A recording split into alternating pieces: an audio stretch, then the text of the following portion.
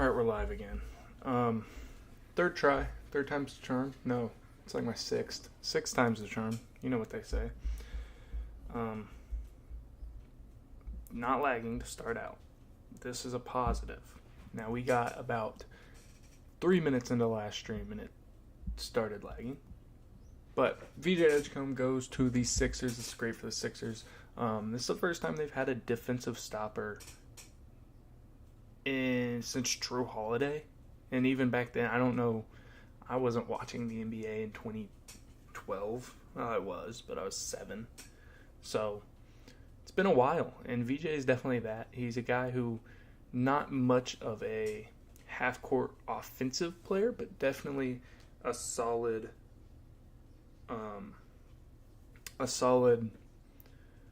catch and shoot guy. The Bulls just made it official. They're looking to trade Zoe or Kobe White from 12, which is interesting. This not working has made me lose my appetite. By the way, I have a pizza sitting right beside me. Haven't touched it. I'm just sick to my stomach. I'm sick to me stomach, fam. I'm sorry. Do have a viewer. So I'm sorry, whoever that is, that just heard me say that. I truly do want to apologize. Man, it's working. I shouldn't speak so soon. But it's working. Again, shouldn't speak so soon. Alright, the last attempt might be the one, which is crazy. The Hornets on the clock. I did have things for every single player and team. I'm not going to do the team stuff. Last time I tried it, it crashed my stream. So, we're not going to even touch it. But, I mean, we're not lagging yet. So that makes me happy. That does excite me a little bit. Okay. VJ, man, I gotta get back into the swing of things. VJ was 8 on my board. I'm not as high, 7 on my board. It's coming across right now. I just had to look at it. I'm not as high on him as I am with a lot of others. Like Trey Johnson is 3rd on my board. He's one of my favorite guys, and I can restart this or go back if I need to. This ticker. Can I go back? Can it go backward? No. Okay, never mind. Cannot do that. Oh, it can. It's going backward. It's just swiping sideways. He's 7 on my board. Obviously, Cedric Coward's ahead of him, which is interesting. Even though he only played 6 games, I still do really like his game. Okay. It looks like it's working now.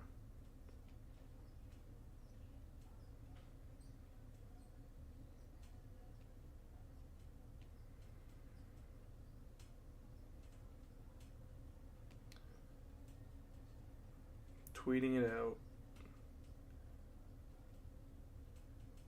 And then I will make an update or a video after the draft, after the fact. Let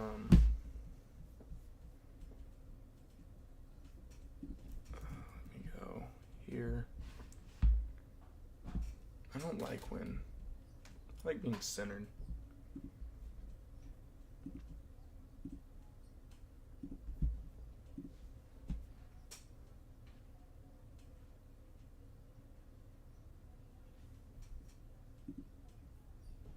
Uh-oh.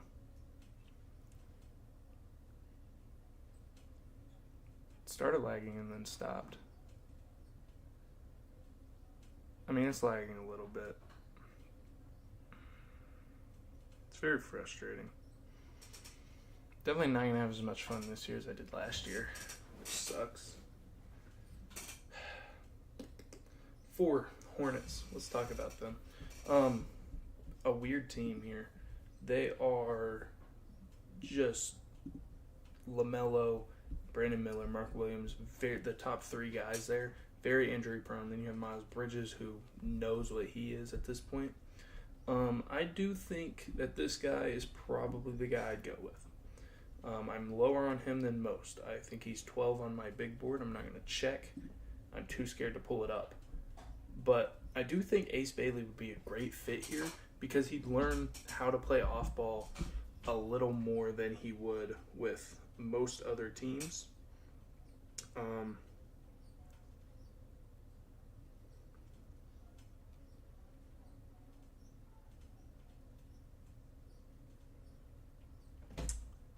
But that's my prediction is Ace up in this corner. Could also see Trey Johnson here to play the 3 or play the 2, and you move Brandon Miller to the 3. I just want to show these off because I had something much better planned for it, and now it's just not working. And now this isn't even working. Very frustrating. Very frustrating.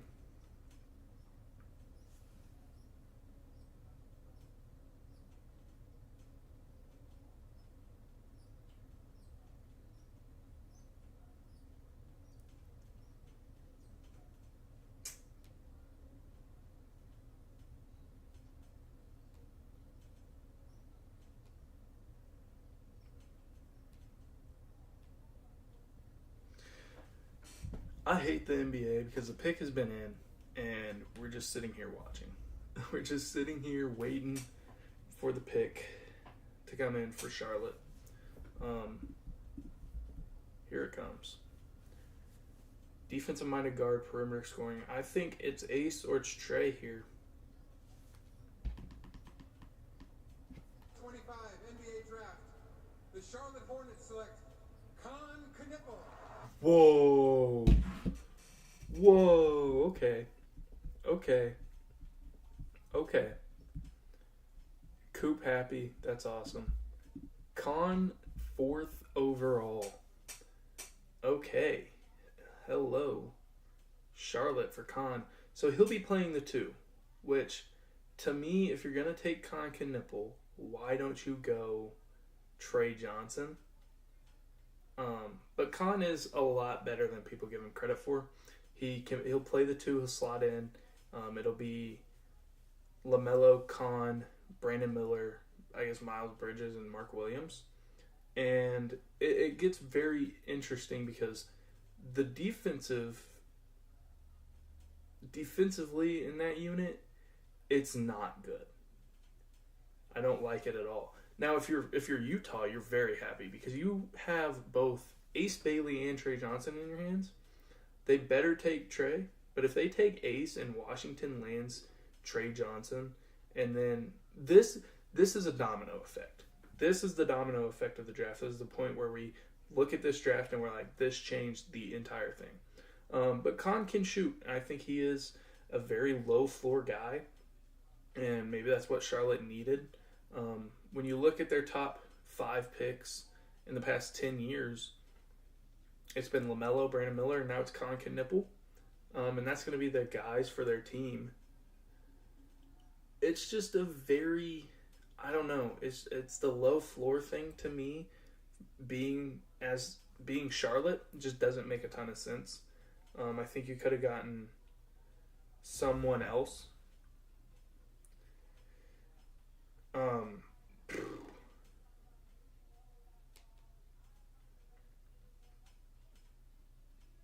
I can't believe this.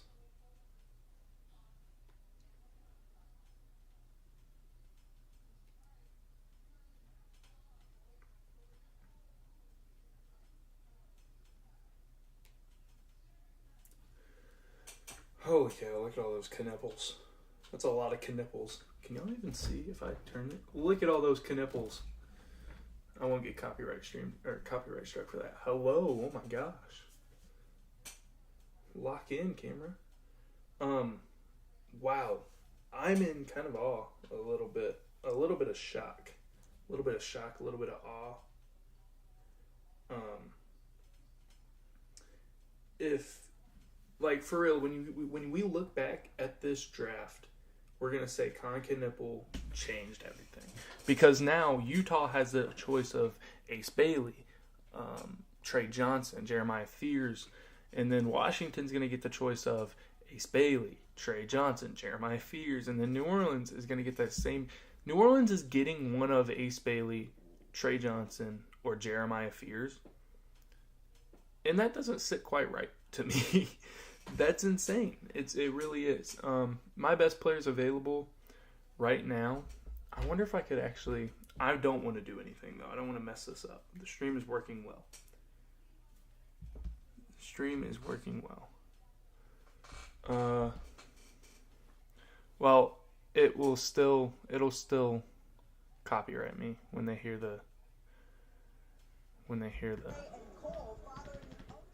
mean, I can turn it on a little bit. I've just turned it on for the picks. That's what I did last time. That's kind of how I think the best way to do it is. I'll turn it on for when Adam Silver comes up there.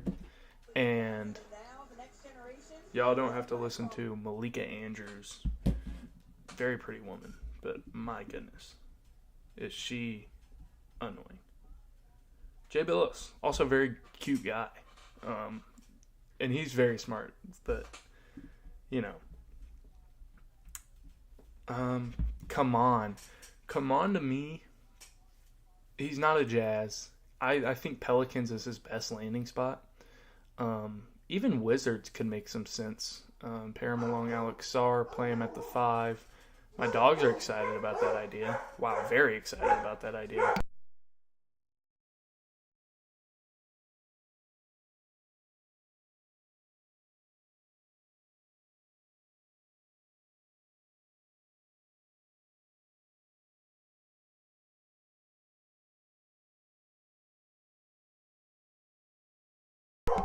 Top 5 cutest dudes in broadcasting.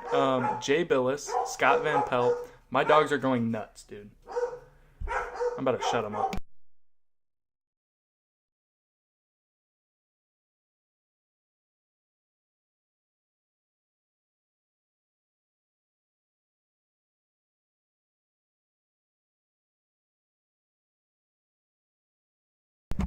All right, back to it.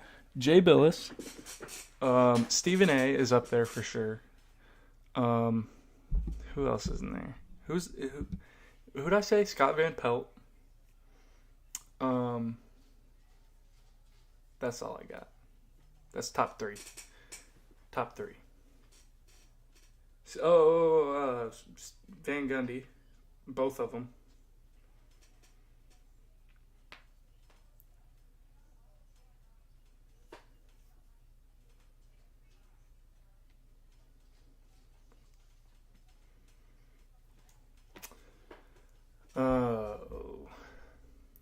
Jazz at 5. Pick is in. We're just sitting here waiting like normal with the NBA draft. It's the most frustrating thing I think ever. What do you think Trey Johnson's sipping on? Water? Most likely. I don't even have water in here. That's upsetting. 5th pick. I think Ace is a player here. I think Trey's a player. I'm telling you right now, if the Wizards get Trey Johnson, I am going to flip out. Here we go. Here comes Adam. Pick is in. Here's Commissioner Silver. With the 5th pick in the 2025 NBA Draft, the Utah Jazz select Arius Ace Bailey. Arius Bailey. From Rutgers University. Gotta love it. Gotta love it. Let's talk a little bit about Ace. I'm very low on him, as you can see by the ticker. Let me pause it. Can I pause it, please? Let me go back. There we go. So, Ace... Oh, I gotta mute this. There we go. Ace is a very polarizing guy here. Ball handling is a little shaky. I'm just going to go over the weaknesses first. Ball handling shaky. He's 12 on my big board, as you can see. The big thing with him is he is an insane shot maker and really can make a lot of threes off the move. Now, I was worried most about him going to somewhere where he's just going to do whatever he wants. And it's not going to be that bad in Utah. You're paired against or alongside Lowry. But for Utah, you have Lauri Markkanen, who you're not going to be able to trade. You're not going to be able to move him. Ace alongside Walker Kessler, I like a lot. So basically, they're just going to be starting whoever at the guards, and then it's Ace, Lauri, and Walker Kessler, which is a fine backcourt. I think it's a really, there are going to be games where Lauri and Ace go off, and there are going to be games where Lauri and Ace really struggle, and those are games you're going to lose by a lot. But the big thing with Ace is just, is his athleticism translatable? Is his shooting translatable? Is his creation for himself, where he can get open against NBA level defenders, is that translatable? I don't love his functional athleticism. College closeouts are a lot different than NBA closeouts, and that's the big thing that really worries me with Ace. But I do love it.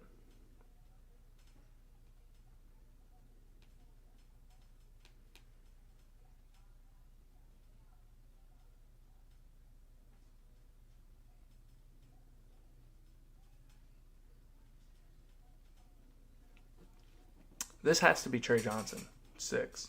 To the Wizards, 3:30 left. I don't have much more to say about Ace. I'm very in between on him. I don't love the situation in Utah, but I don't hate it, I guess. That's where I stand. I don't know. I don't have anything else to say, honestly. Let's see. I can't really do much else with this part. I have the Spurs. I have the Sixers. The only teams I have are Spurs, Sixers, and the Mavericks, obviously, because I kind of, you knew who was going there. God bless my dogs. Let's just see if there's anything outside. I'm going to leave that open. Nothing outside, by the way. Do they love the Ace Bailey pick? That's the question. Do they?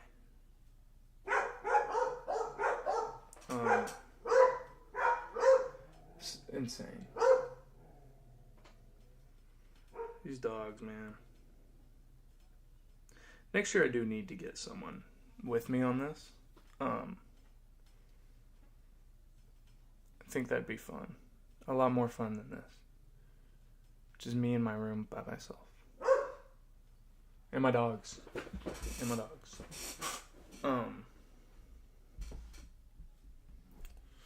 This is the worst thing about the NBA draft. We're just sitting watching nothing. Like, what am I supposed to talk about? Oh, let me get the bottom ticker back going again. Woohoo! I'm definitely going to make a video over all these in a much more condensed form. So if you're watching, you would be tuned in for that, I guess. I don't know.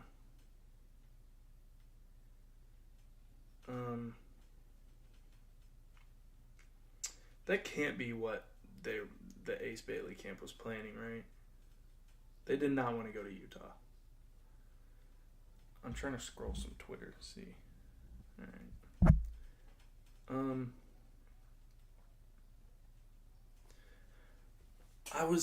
I kind of really liked Jeremiah Fears here, but I think he's going to follow the Nets, which is probably the best for his career. And then you get to see Bub playing the 1, and Trey Johnson's just like the Jordan Poole replacement immediately. It makes me look insanely white. I hate it. There we go. And I can flip this on too. Boom. Now I don't look white or pale. Now I just look tan. Look like I live in a hot weather state.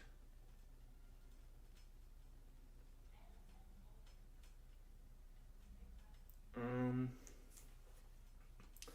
Pick is in, by the way. We're watching commercials. It's the most unbelievable. ESPN just sucks. And I did have so much more planned with this. That's the worst part is I have had 5 streams crash already. And this is the 6th time I've done it. And so apologies for that. But oh well, I guess. Oh well.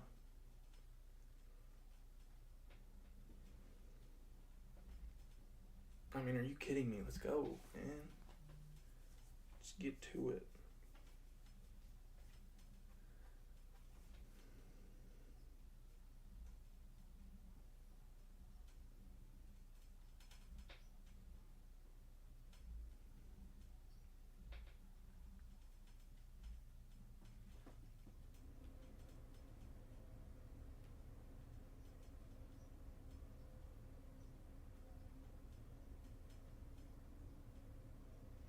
I wonder if I could change the ticker. I like you being able to see and read it. That's my biggest thing. I want you to be able to stop and get a nice glance at it. I know I can change it. Slide, loop.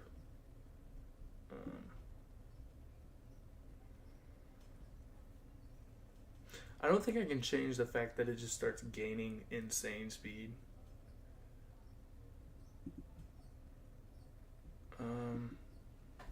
What would we want? 3? Uh-oh. Here we go. Oh, my gosh. 2025 NBA Draft. Shut up, dogs. The Washington Wizards select Trey Johnson. Ah, I'm a Wizards fan, dude. Thunder won a championship. I'm a Wizards fan now. That is the best. I love that so much. Let me get this changed up here. Trey Johnson's my guy in this draft. He is... At first, I had no clue what to say about him. I didn't know if he was a really great prospect or if he was just not going to... Why do they have to bark every time I turn the camera on? That's what I ask myself. He is a dog, though. He is a dog. Fellow dog got drafted. What if every time the dogs bark, it's a star? So, like, we didn't get to see Coop and Dylan or VJ. But past that, maybe every time the dogs bark, it's a star. You know what I'm saying? What's up with Trey Johnson and Liam McNeely? Are they... Where did Trey Johnson go to high school? Why don't I know that off my head? Anyway, Trey Johnson talk. He is the most pure bucket getter in this draft. And he's the most translatable bucket getter, I would say, in this draft. And he has a sick suit on. Oh, y'all couldn't see it. Dang it. That's awesome, though. I love it. Just a pure bucket. Pure bucket. The playmaking concerns are there. To me, he's a really good playmaker. He is very underrated in that realm. And the Texas offense was so bad this season, and he somehow just made it good. He went to Link. I thought he went to Link.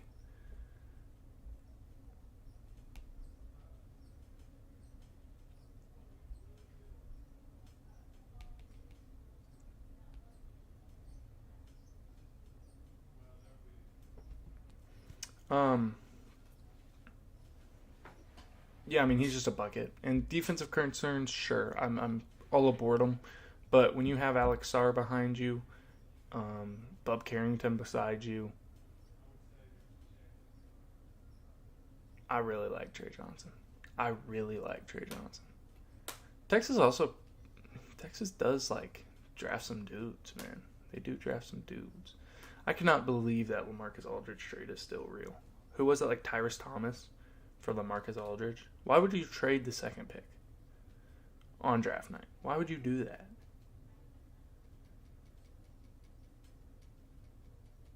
I was trying to make fun of someone. I can't think of anyone else who traded the top 2 pick on draft night. My pizza's cold. It's a boat pizza. It's sad.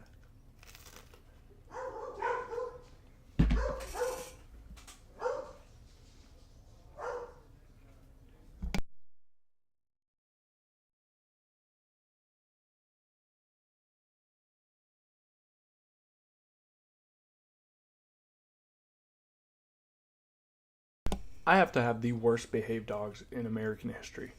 Like, it's unbelievable. Noah's Ark looking at me. So. Yeah. It's a boat. Like, it's like a kayak. Like, I could row, like, you know what I'm saying? It's gas, though.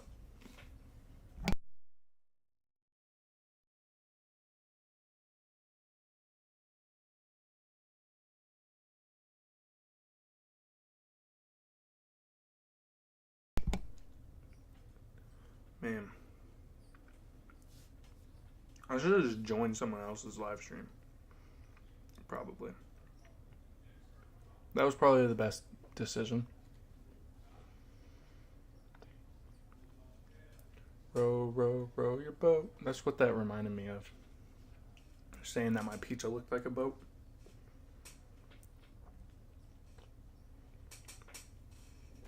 Jonathan Giovanni. Let's get back on me.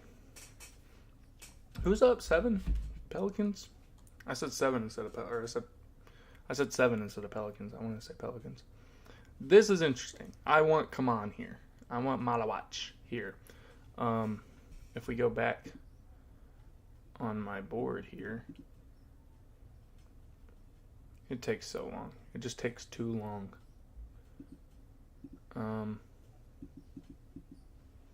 Or I can just restart it.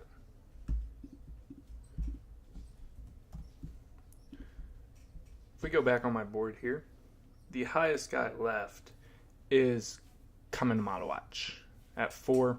Fears at 5. I think either of them are in play here.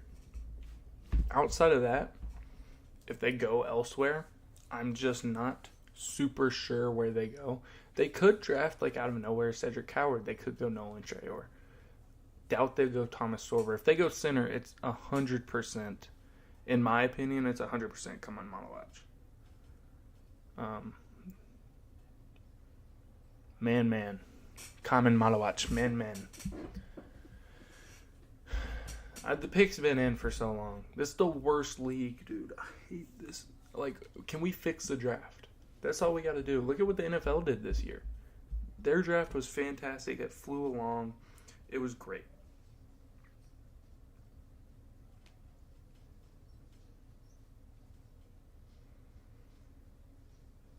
I don't want to hear Perkins. What is he even saying? What do you think he's saying? Turn things around and start winning.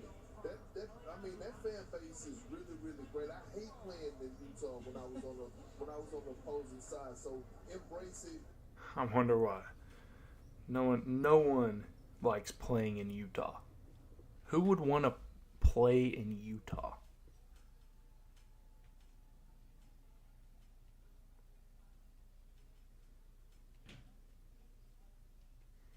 Can we just get to the pick? How hard is it? I'm just excited to record the video. I might literally just keep this ticker up there during my video.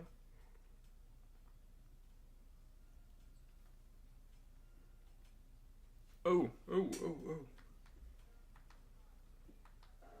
With the 7th pick in the 2025 NBA Draft, the New Orleans Pelicans select Jeremiah Fears. Ooh, I love it. Who do the Nets go with now? That's the question. Oh my gosh. Isn't that how drafts work? He went. Who's going next? Oh, I'm an idiot. Jeremiah Fears, though, man. Dog. This is my favorite guy, and he's the best dressed. Can we see this suit real quick? You can't really, unless I move my... It's discolored. It's not going to work. Jeremiah Fears' suit is one of the most beautiful suits I've ever seen in my life. But he's also a dog. Just the combination of how smooth he is, combined with... Do they put the hats out there? Okay, way off topic. Do they put the hats out there? Like, the players know for how long before they're drafted? Because they're putting the hats out there. Anyway, back to Jeremiah Fears. The jumper is projectable. Because he shot 84% in college, because of the volume he shot threes at and some of the tough threes he took last year, there's some hope that he becomes a really great shooter. He's a really good passer. He's a really smooth dribbler. He's got the best handle in the draft by far. And guys who, this is kind of my take. You always draft guys with high feel, and you draft guys who are smooth, guys that you enjoy watching dribble, watching break down defense. And Jeremiah Fears is one of those guys. Think of a guy who has good feel, high feel for a guard, and is very smooth, who hasn't turned out. I can think of one, and it's Killian Hayes. I went back, and I think the only guy I found was Killian Hayes.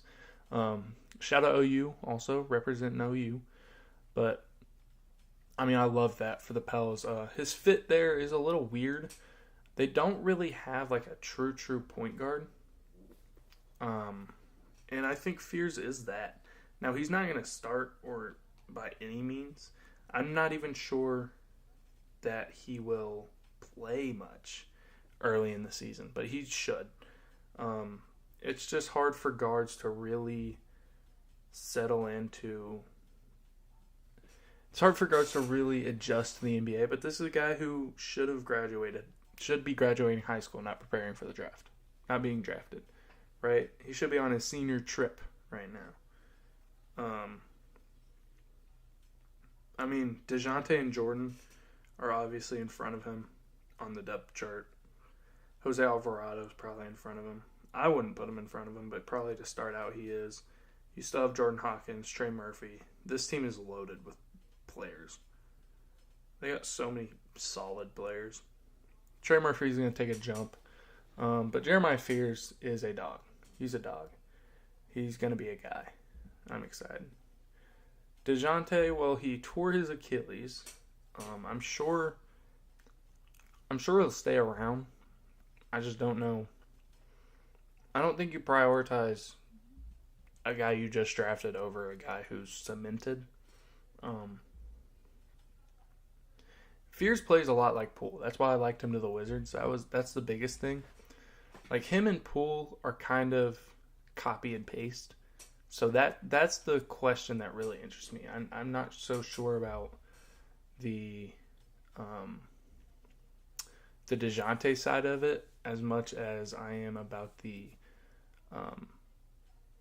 Jordan Poole side of it. Now that they got him, that's what really interests me the most, or entices me the most as to what they're going to do. Brooklyn on the clock. I don't think they have a clue where to go right now. Even though this was a very likely outcome for them, I don't think they have a clue what to do. Now, however, Sean Marks is a great GM. You could go Common. You could go Man Malawach here. I don't know what they do. I have no prediction.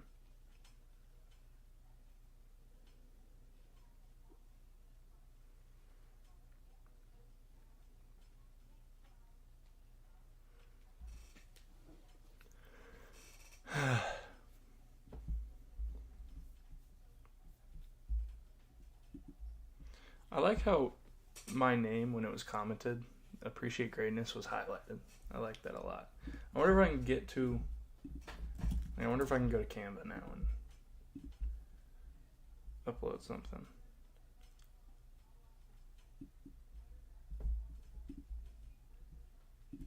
I think I can. And I also want to go to my big board. Everything's working seamlessly right now. It's just the moment it starts lagging, I can't save it. It's over.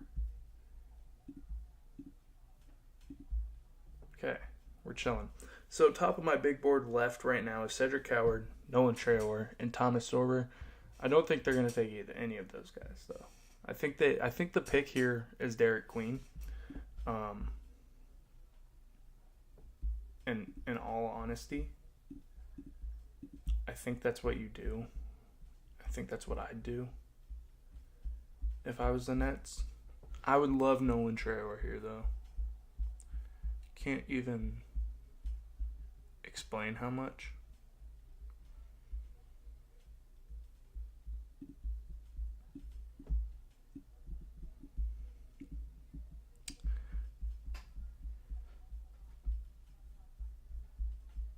These guys are so separated on my thing. Did I say Thomas Sorber? Yeah, he's up there on my big board.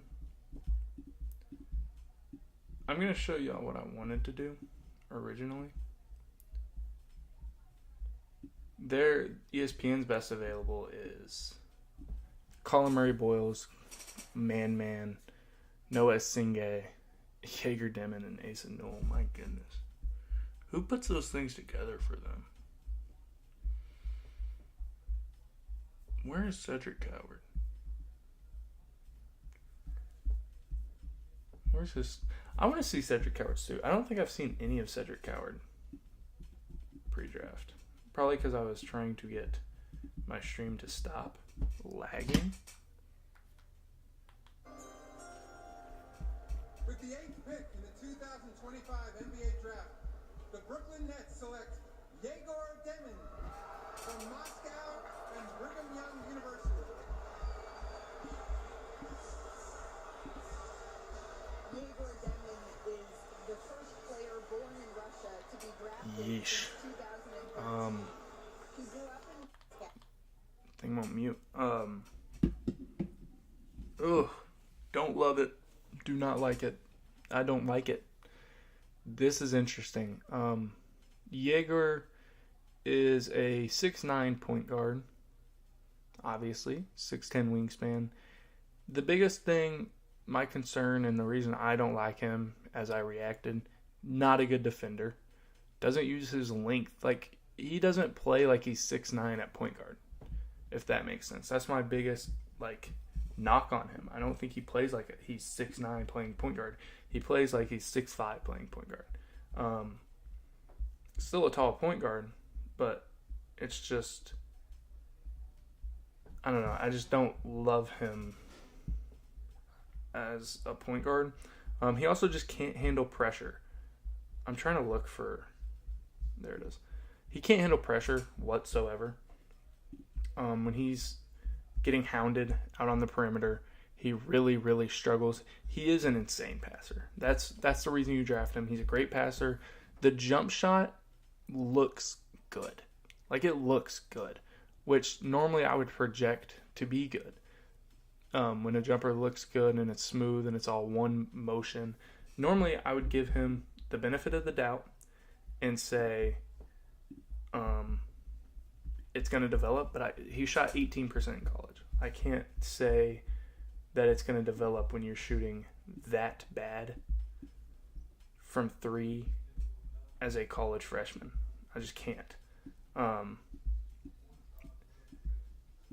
Other concerns are, can he play off ball? Because he's probably going to have to, because he's not truly a great point guard, and I don't think he can play much off ball. And you look at these guys drafted out of BYU, they all kind of stink. So the question becomes, what do they do now? Jaeger is a guy they could have gotten at, when do they pick again? 22? He might have fallen to 22. And now we're taking him this high. You know what I mean?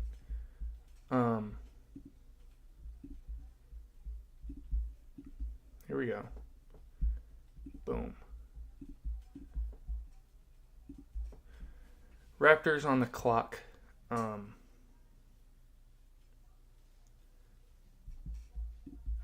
don't get drafting Jaeger there. It's not the pick. It's not the move. Can I please? I can't move it, so it's stuck there. But Raptors on the clock. I want to try and make it bigger. My best players available to me are Cedric Coward, Nolan Traore, and Thomas Sorber. I do think Sorber could be an option at this point in the draft for them, because Jakob Poeltl is not a long-term. He's not a long-term guy. I mean, when I was thinking about naming guys that the Nets could take, he was not one of them. Guys that the Raptors can take, though, we're going to move on and not hate on Jaeger Demon much longer because I might be wrong. I would love to see... No, I wouldn't. I was going to say I would love to see Derek Queen in a Raptors uniform. Then I thought about it. Carter Bryant feels like a very Masai Ujiri pick. Come on, Malawach. Feels like a Masai Ujiri pick, and I think we're just wait. You know what? That's not even my best players available right now. Because I completely spaced that Come on, Malawach hasn't been selected yet. I just completely forgot. So, I mean, I'd take Malawach. I'm very high on Malawach. I don't see why teams are just kind of passing on him.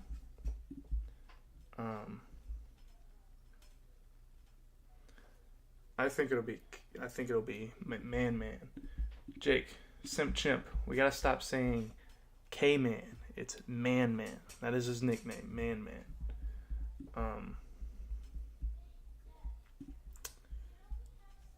Now, if they don't take Come On, we're thinking about the Suns. They're definitely taking Come On. And that would be lovely. But no Come On. Then outside of him, it's Derek Queen. It's Traore, who I don't think teams are actually really thinking about right now. Sorber, Carter Bryant, maybe Casp. Maybe you go point guard. But I do believe it's going to be Kamen Malawach out of NBA Africa, out of Duke. Hasn't been playing basketball for very long. And he is a guy. He's so good. I'll talk about him if they actually give us the pick. If and when. Come on, Adam. I'm very happy now that everything is working well. No, K-Man.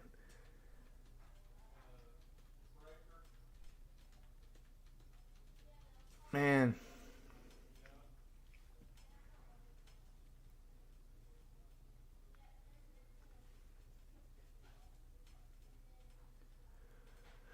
I just want to get to it.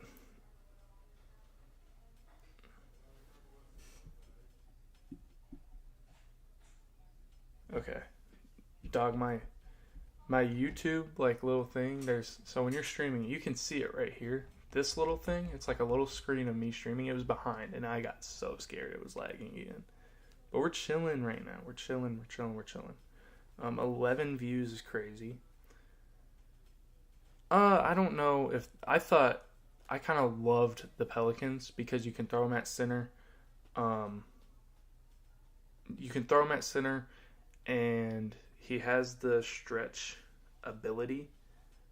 I just cannot believe.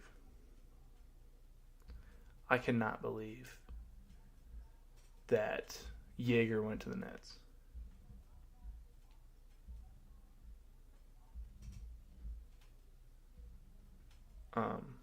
I just need this. The pick has been in for so long. Let's go, NBA.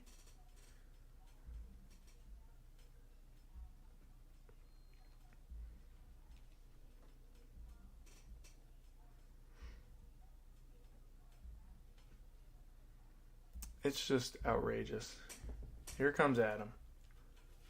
Josh Giddey 6.0. What are you talking about? Jaeger to the Nets.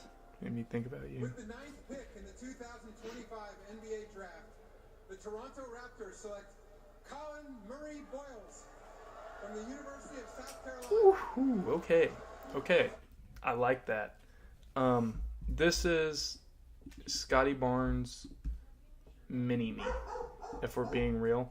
Not an offensive specimen by any way of the world. You can probably hear everything going on in my living room. My sister just Kendrick Lamar screamed. I don't know what's going on up there. Why are we seeing a K-Man fall? Because he's very raw. Hasn't played basketball a long time. And teams, if the big thing is, if Thomas Sorber had already gone, I would be concerned. But because he hasn't, I just think it's teams don't need or want or see a need for a center. You think about the Nets, Nick Claxton. You think about the Hornets, Mark Williams. Who else is picked? I should probably know this. The Pelicans, Yves Missi last year, maybe not the best fit out there. You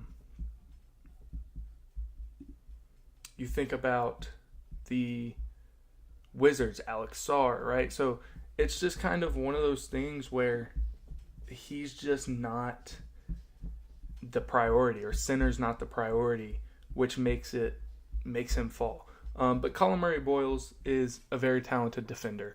He is a guy who can switch out and hold his own. He's an insane rebounder. They're showing his rebounding literally as I said that it popped up. But yeah, he can switch out onto the perimeter. He can rim protect a little bit. He's very physical. The offensive game I'm very worried about. He's a good finisher, has good touch around the rim, and can pass a little bit. But it's just about him being so small, and can he truly get his game off in the NBA? That's the biggest question and concern, I would say. But the Suns, they're picking center, and I think that's clear as day.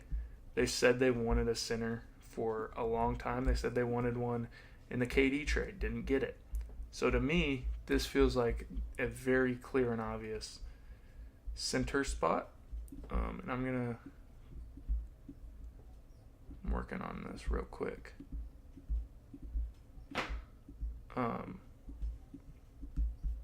It has to be a center spot. However, there's a sneaky pick for my best player available for them, who I think keeping him in state could be really fun. And that is Carter Bryant. Let me get this up here.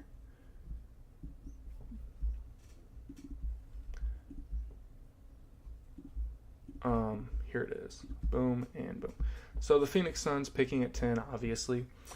Traded KD for this pick, and so technically he's going to the Rockets, which is the worst thing the NBA does. They just should be able to make trades official right now. Also, shout out Shams. Oh, I turned his noties off, so not shout out Shams. But this should be center for the Phoenix Suns, all things considered. Where they're at right now, they wanted a center for the KD trade. Didn't get one, got Jalen Green instead. And now this would be the time.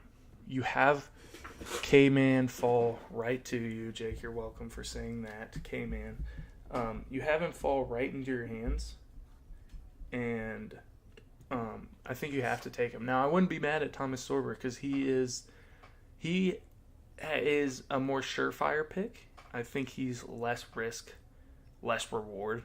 I just think the reward on Come On and how good he was at Duke makes it really, really hard to shy away or steer away from taking him at this point. When will we see the first trade? Am I lagging a little bit? Let's close some tabs here. Started lagging a little bit. It scared me. Really freaked me out. For one person in the stream knows this. There's 5 concurrents. I had to restart and start up this stream 5 times. So I'm a little worried about what's going on. I'm low-key about to take my mic out of the thing and lean back. But what was I talking about? Oh, when will we see the first trade? I'm everywhere. Thunder wanted to trade up. I doubt they will now. The Bulls might trade out, but I don't see that. If Thomas Sorber's available for them, they need to take him. I think the Blazers are a trade out team. Spurs are a trade out team.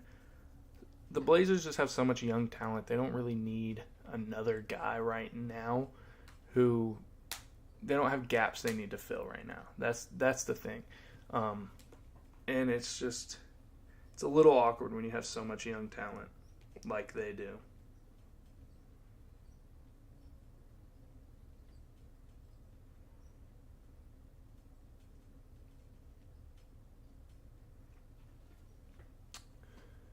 What if the Suns took like Casp? That'd be funny. That'd be funniest possible outcome.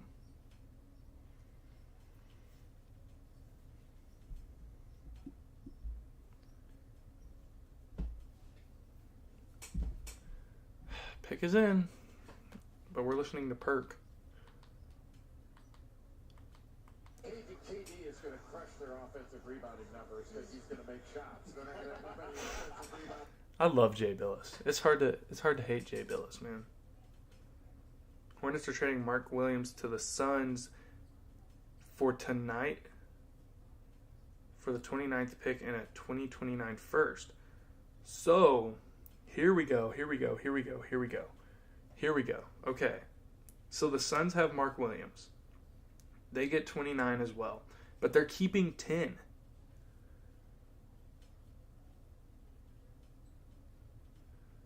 $2029 first is crazy. So they're truly trying to build around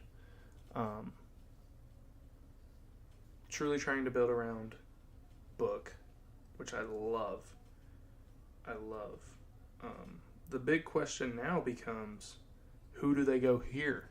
And I think it's going to be the third guy on my best player available list right now, Carter Bryant. We will see, though. Here we go. Please. There we go. With the 10th pick in the 2025 NBA Draft, the Houston Rockets select Kaman Malawach from Rubek, South Sudan, the NBA Academy Africa in Senegal, and Duke University.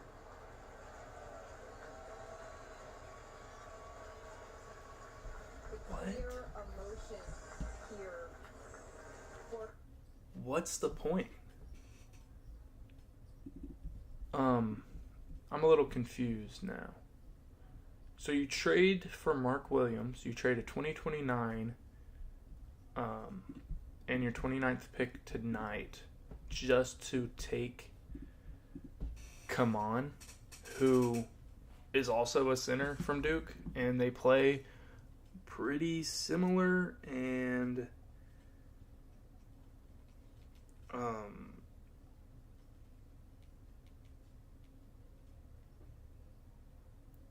I mean, yeah, health concerns, sure, but I don't think that you... What if he's healthy, right? That's what you're hoping... You're trading 2 first-round picks. Now, albeit one's number 29, but a 2029 first, you never know what's going to happen. You have no idea what's going to happen with that first. You're trading that for him. So you're hoping he's healthy. And then you're drafting the guy who, if he's not healthy, is going to play. It just doesn't make sense to me. Now, Kaman has a lot of shooting potential. It's kind of a weird looking. It's like a slingshot jumper, but there's the potential there. You got to be very happy for him though. NBA Africa, started playing basketball like 4 years ago or whatever. He's an awesome player. He's awesome. I don't want to hate on Kaman Malawach because he's one of my favorite players in this draft. He switches out on bigs, can really move, dunks everything, shot 72% in college, shot the free throw well, has the shooting potential, shooting upside. It's just the fact that now you have Mark Williams and Kaman Malawach when you could have gotten like Carter Bryant. You could have kept Carter Bryant in state, drafted him, and now it's the same thing. And you can't run. I don't think Kaman, I mean, he is really good at moving his feet, but I don't think he's a guy you want to run at the 4. Right? Like, why would you do that? Or unless you're just thinking Porzingis with him. Then that'd be fun.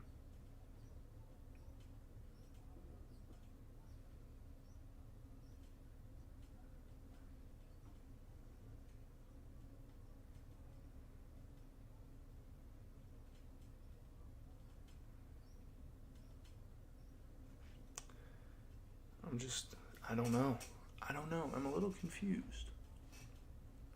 Kasparas would have made more sense, and I joked about that, but he would have made more sense, which is funny. Alright. Well, let's move on to the 11th pick. It's Portland. I don't know what they do. Carter Bryant, welcome. You're a Portland Trailblazer, bucko. It's got to be Carter or Cedric. Or it could be Neek. I could see them just continuing to add on defense, add defensive wings, and in that way it'd be Carter. I also think Derek Queen is a great option here. And as I'm creating my BPA list for them, I think it's going to be Queen and Carter.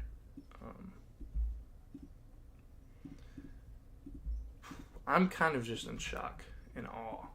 I don't know what to think about that.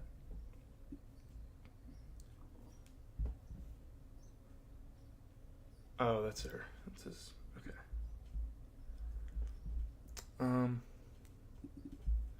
Let me change out the Suns here. Where'd it go?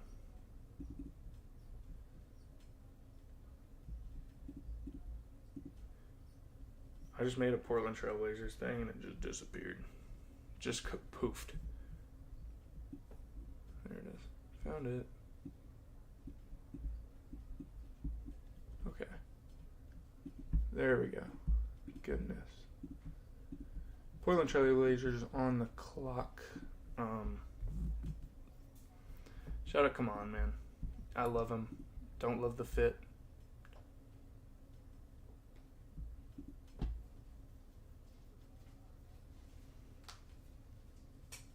Is it the Clint Onyeka, though?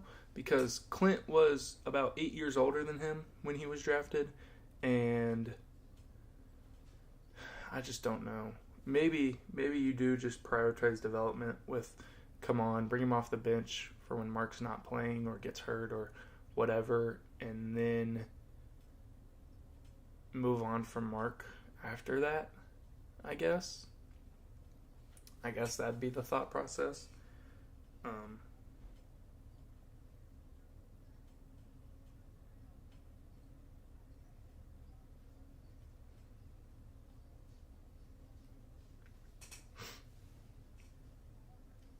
Yeah, I don't agree with the thought process at all.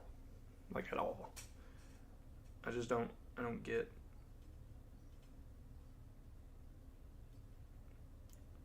I don't get it.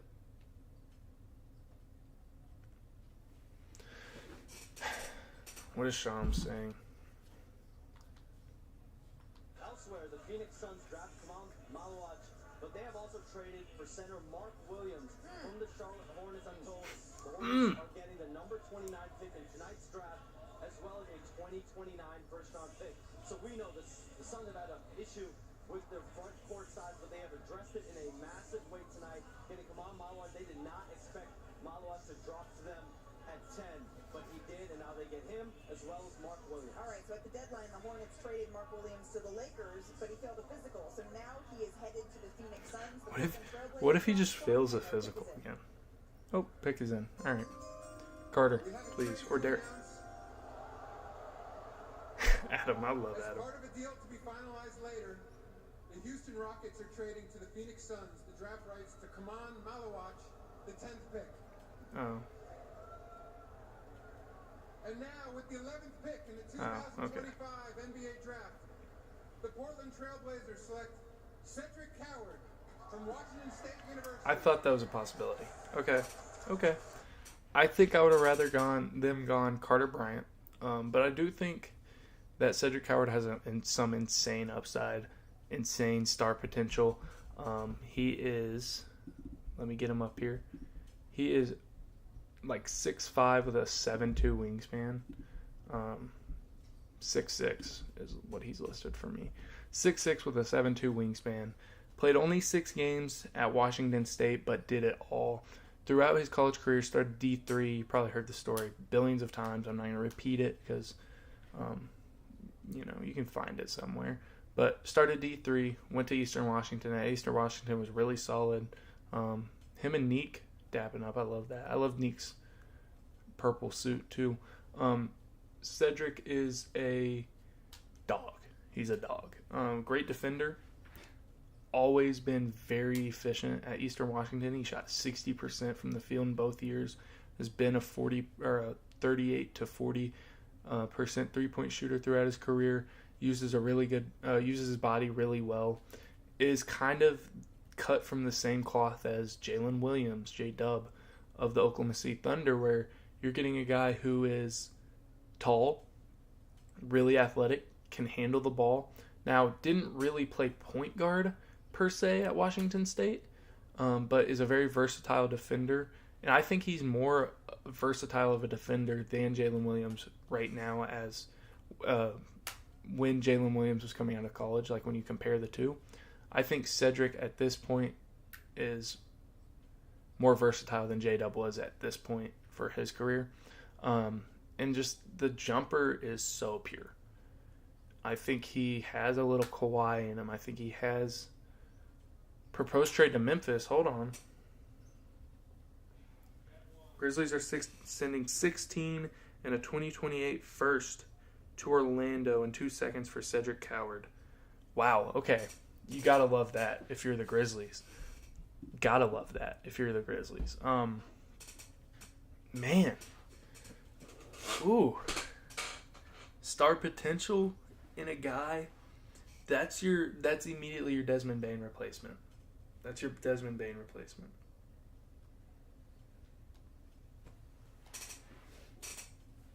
I love it. I love it.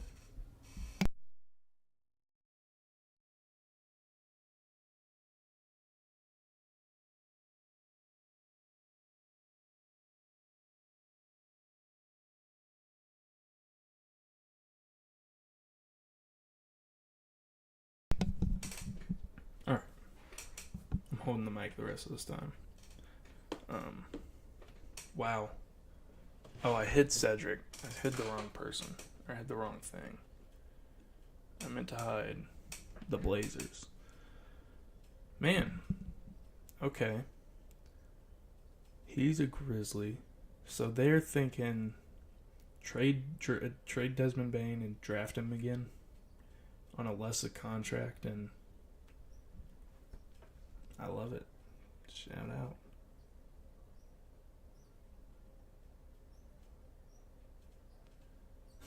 Malika Andrews said the Portland Trailblazers select Colin Coward. That's funny. We're almost not even close to halfway through the draft. Chicago Bulls picking.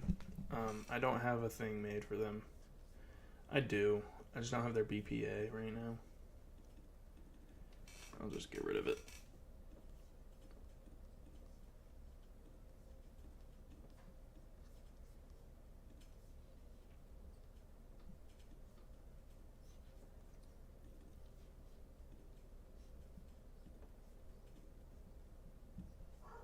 It looks bare. It looks barren. It looks like there's nothing over there. Like there should be something on that left side. Oh well. Who cares? Not me. I'm sitting down. I just about fell out of my chair. I still would like to see Nolan Traore go. I think Thomas Sorber is the pretty obvious pick for the Bulls here.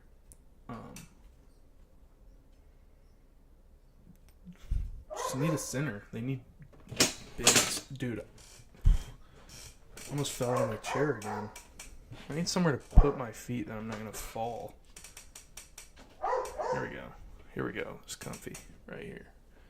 All right. Average view duration, 10 minutes. That's good, by the way. 13 views total. Stream is dying. No, it's not. We're good. Probably because I kicked everything in my room. I need to get something for when my dogs bark that I can just press a button and it's just like says something. I don't know. Just a thought, alright? Don't hate my ideas. Don't hate me because I'm beautiful. I'm excited to record the video tonight. That's what I'm excited to do. Get more time to think about things.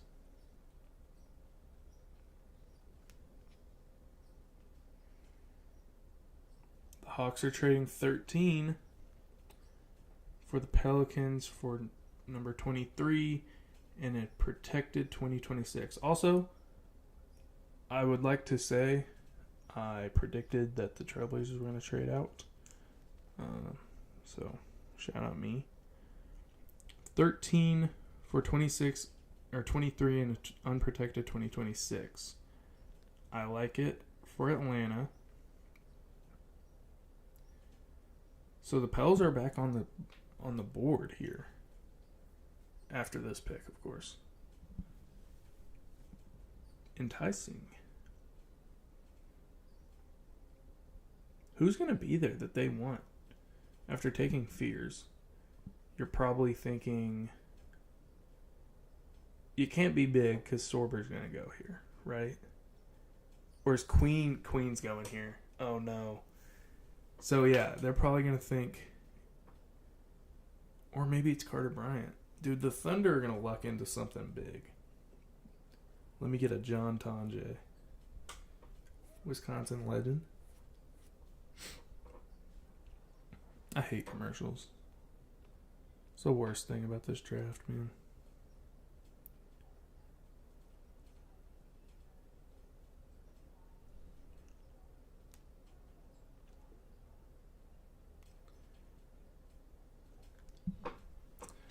Are we here?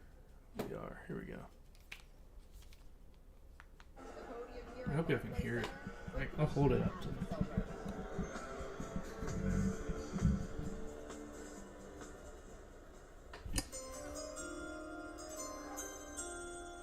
With the 12th pick in the 2025 NBA Draft, the Chicago Bulls select Noah Essengay from Saint-Jean-du-Bray, France, and the Ulm Club in Germany. Noah Essengay, one of the risers. Noah Essengay at a Ratio Farm Ulm. Basketball at 12, which was just 6 years ago. He's the second youngest. I'm trying to think what the thought process could be. Essengay is a very high ceiling guy. He has star indicators in that he's an insane finisher in transition. He is insane free throw rate. Some of the craziest free throw rates you'll ever see. Joel Embiid's free throw rate in college was 84%. Shea's was 42%. And Noah Essengay was at 82%. He is the second youngest player in this draft, I believe. Yep, it just said it too. Second youngest player in this draft by 3 days behind Coop. He's a good athlete, but he's not like an insane athlete. He has a lot of defensive potential. I think that's the thing that you draft him for. And that's why I didn't love the Bulls drafting him, because they don't develop insanely versatile defenders. Patrick Williams. What was that? I don't like the Bulls getting their hands on him. I don't like him. I guess Derek Queen. It's just got announced Derek Queen's going here, so we can talk about that too. Essengay can't shoot, and you're packing your team with guys who can't shoot, and that kind of worries me, because now he is going to have added pressure to figure it out, and I don't love doing that to prospects. That's why I like VJ Edgecombe to the Sixers, where he has a lot of shooters around him and doesn't have to really worry too much about his jumper, because he's going to be the defender, and that's what they want him to be, not a shooter. But Essengay is going to have to pretty quickly figure out how to shoot, and that's a little worrisome. So the Pelicans are back up here. I love their colors. And they went Derek Queen at 13. And we're just going to have to sit here knowing this for forever. But everyone just announced it. Like, every single person ever, for some reason, decided they were going to announce it.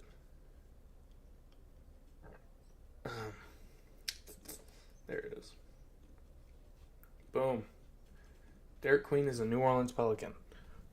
Does this make sense? No. You have Zion. You need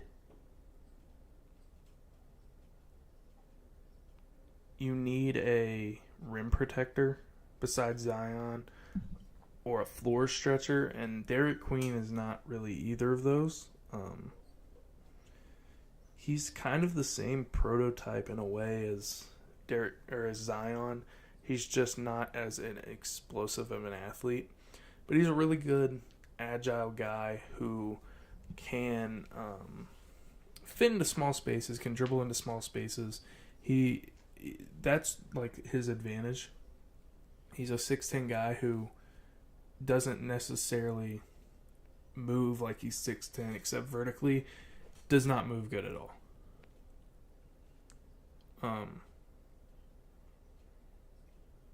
But I mean, you know, if we're talking about the aura test or the name test or any other test, Derek Queen passes it with flying colors, as well as Jeremiah Fears. He also passes it with flying colors. I like the thought process. Lloyd, Matt Sweetwater Clifton. Oh, okay. 3 NBA pioneers. The league. Not too worried about that right now. I don't like the thought process, because why would you take high upside wings when you haven't been able to develop any of them? Modest was a fall in your lap guy. He was not expected to drop that far. I think that's a lot different. I also don't know what he is. He's kind of like an alien. He was going to be the number one pick for a while there, then Wemby spawned, or then Alex Sarr spawned, then Zachary Visachet spawned, and you know, they kind of came in and took it. But I think Modest still had competition. I had him 5th on my board. They picked 10th, right? Like, that's a fall in your lap type thing. Noah Asingay is not a fall in your lap type thing. That is, you're taking him to develop him. Patrick Williams was the same way. And I don't think they do a good job of developing high upside wings. I also think you just got Modest 2.0 minus like, I thought another trade was getting announced, minus like the explosiveness. First black players in So that's interesting. I don't know what the Pelicans are doing. Is Zion out of the equation is kind of what I'm asking myself. Because if he is, then I love Derek Queen. If he's not, then what are we doing? Who was going to play center for them? Kelly Olynyk? I think that's all they have right now.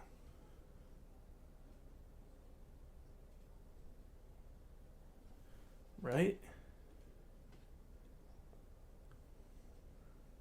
I don't know where else they go. Spurs up next. I can kind of work on some things here. Spurs picked 2nd. Went Dylan Harper like we thought. Here we go. With the 13th pick in the 2025 NBA Draft, the Atlanta Hawks select Derek Queen from the University of Maryland. I low-key would have loved Derek Queen on the Hawks. Now that I think about it, because him saying that kind of induced that thought into me. But he's not an Atlanta Hawk. He's a New Orleans Pelicans, which is interesting. Again, I just don't really know exactly what they're doing at this point, because he is not a vertical athlete, doesn't protect the rim, is a high upside offensive player, a low upside defensive player, and you already have Zion. You already have a small power forward who needs the ball in their hands, dare I say, who also can't shoot. That is my concern. But, oh well, I guess.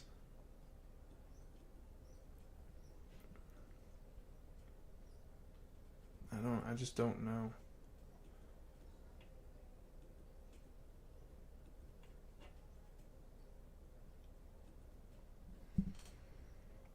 I don't know.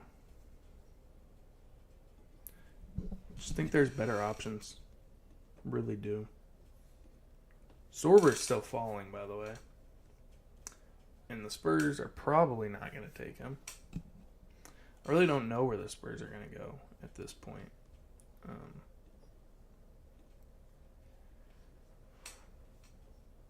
Trying to get things sorted a little bit. Thunder at 15. At 16 is it's the Hawks now, right? I think. Which is interesting.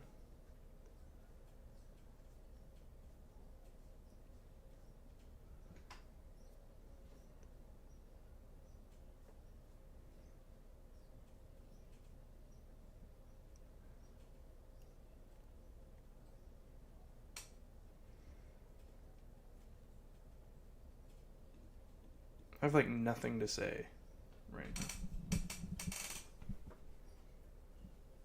Montverde gets their second guy drafted. That's fun.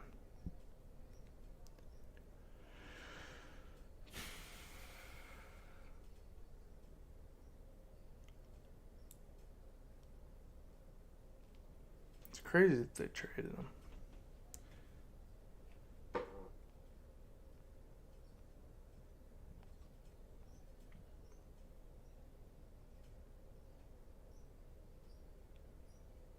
I love how Mark Williams and Nick Richards are back together.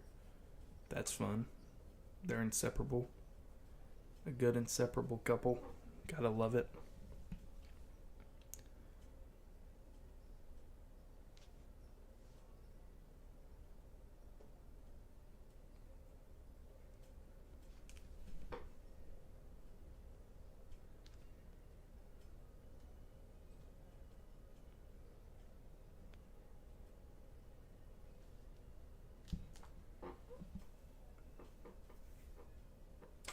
Spurs on the clock. No trades happening. The pick is in. You love to see that.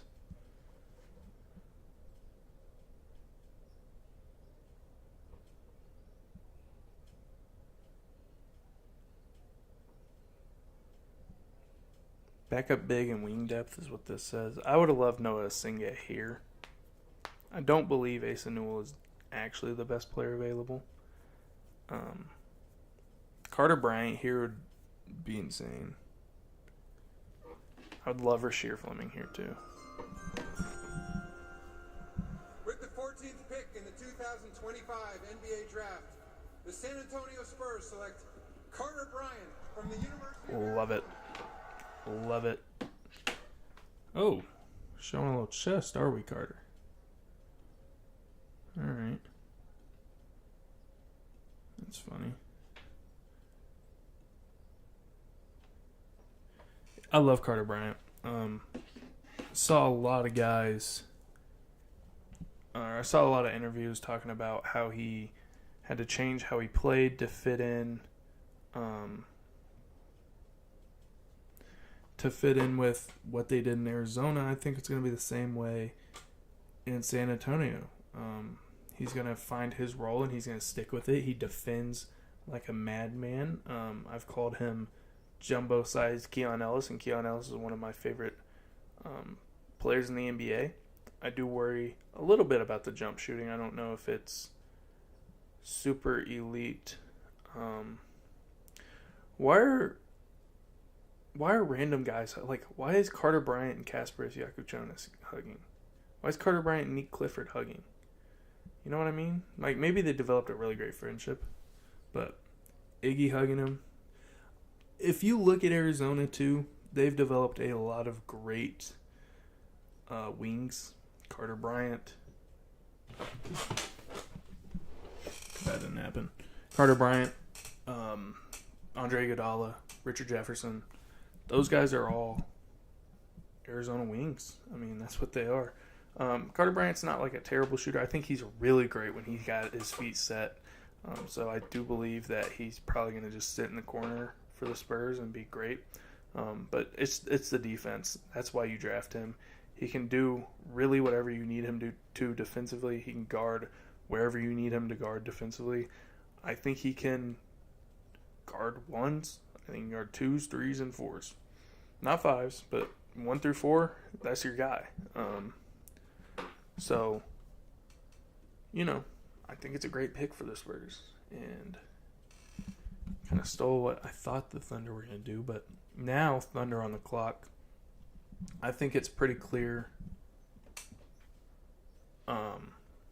It's either a Rasheer Fleming, Nick Clifford.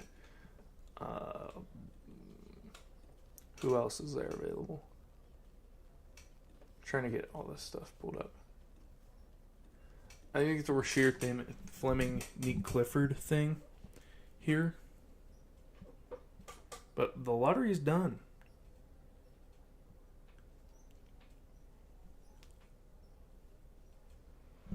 Lottery's done.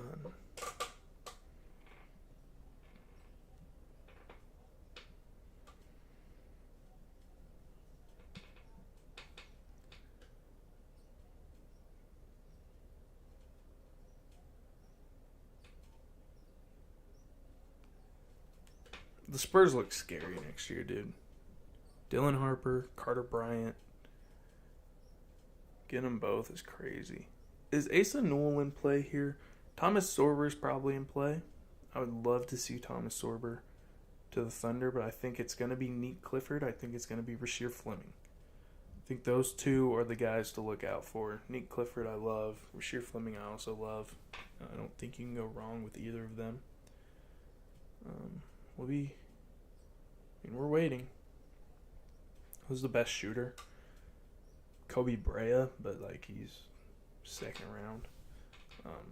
I don't think you necessarily need shooting. I know that sounds insane, but if you just continue to draft defense, or Walter Clayton, I think Rasheer Fleming, out of the guys that they could possibly take, is the best shooter. Shot 40% last year from 3 for St. Joe's. So that's probably the best choice for them at this point. Outside of that, I'm not sure. I don't know where they go.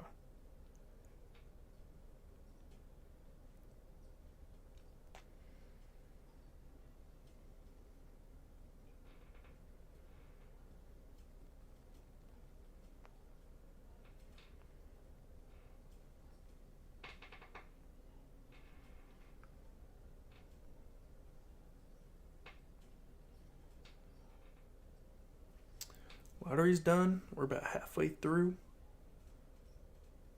Got a couple hours left. Last year was a little more fun. A little bit. Just slightly. No offense to anyone.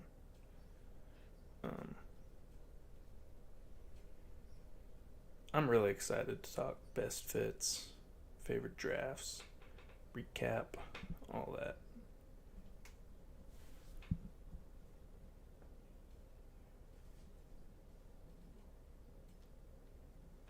I think that there's no one in the draft that's going to get you that until 3 years from now. So I don't think that's what you pick here. I think you pick a guy who can play defense. And I'm answering the comment that says one of the Thunder's biggest need is sniper.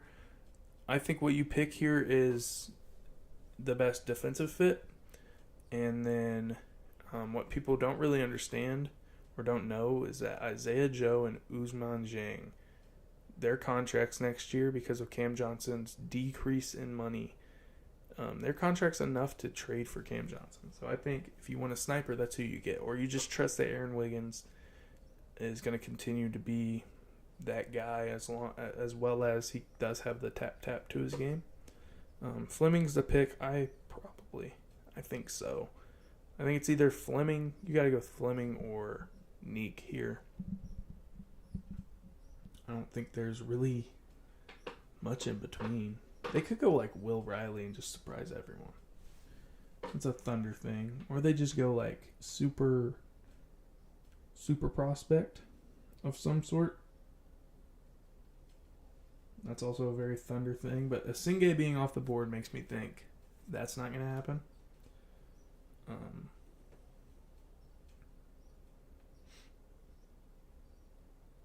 Trying to figure out Drake Powell. I think my last mock, I mocked Drake Powell here because this same exact scenario happened, And I think I also had Nick Clifford off the board. I had Rasheer Fleming off the board as well. And that's where they went. They went Drake Powell for me. I think that would be a sick pick. Because 44% catch and shoot, 3-point shooter, pretty valuable defender, can play multiple positions. All right, we're showing the parade. It's a parade inside my city, yeah. Sorry, unbelievably white thing for me to do right there. The pick's been in for almost 4 minutes now, by the way.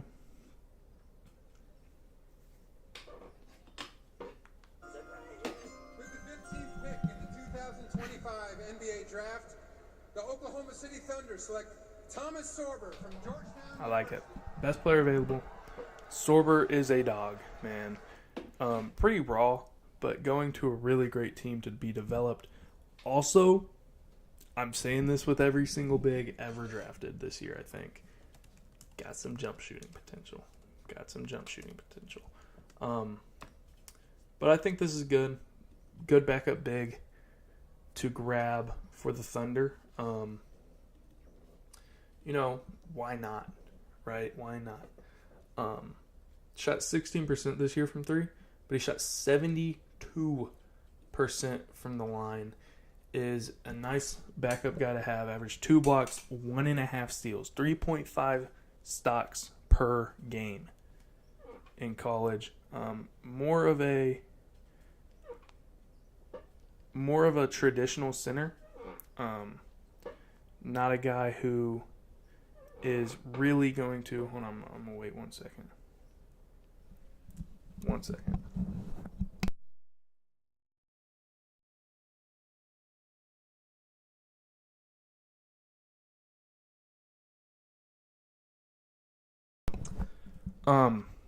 Again, traditional center, pretty solid rebounder. I do think that he leaves a little to be desired on that side of the floor, or in that case. Again, I think they had situations this year where they could have used a backup big and didn't really have one. Jay Will was the only other option. And now you're getting a more traditional center who passes really well out of the short roll. Think about in a couple years when Isaiah Hartenstein isn't under contract anymore, and you can't pay him any more money because the second apron is insane. You have a Thomas Sorber for 2 years who has been sitting on the bench playing backup, and now he can play because he can pass the ball. And then he blocks shots really well. Again, the stocks are unreal. 3.5 for a center is outrageous. And then, again, just a really solid old school big. So I like it a lot for the Thunder. That's all I got about it, though. Who's up next? This is Memphis at 16. I have the Blazers. This is the Blazers at 16, right? It's the Blazers at 16. We'll keep Sorber up there. Let him soak in the moment a little bit.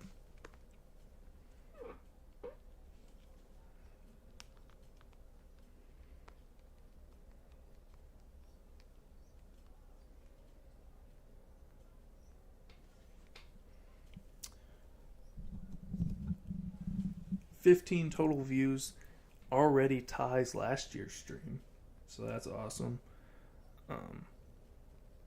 That's really awesome. I want to thank y'all for that. 16 views now, so yeah, thank y'all so much. Already passing last year what we did. That's awesome. Been doing really well on the channel lately. From the past 4 or 5 videos, pretty much eclipsing 100 views. It's pretty crazy. I just hate this. I've said it so many times. The pick is in. We should set a stopwatch for every time the pick is in, and we are sitting here waiting. and we'll see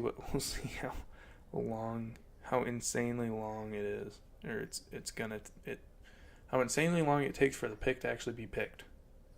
How many picks can a pick?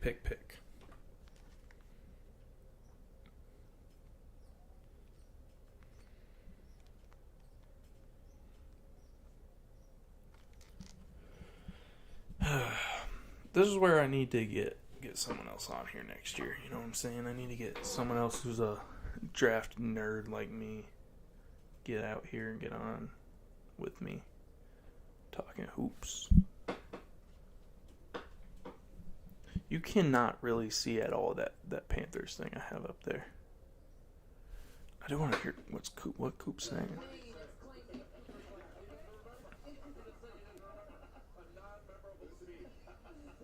we know, Cooper, that it wasn't just Perk that gave you maybe a little bit of a hype-up speech. We saw a video of you with LeBron James a while back, and he told you to make sure to stay in the moment to be able I don't care enough. I'm not gonna lie. I'm just ready. I'm ready for pick 16, man. The draft is about drafting. Why don't we make the draft about drafting again? Make the draft watchable again. Make the draft. What's like a MAGA thing I could do? Make the draft again.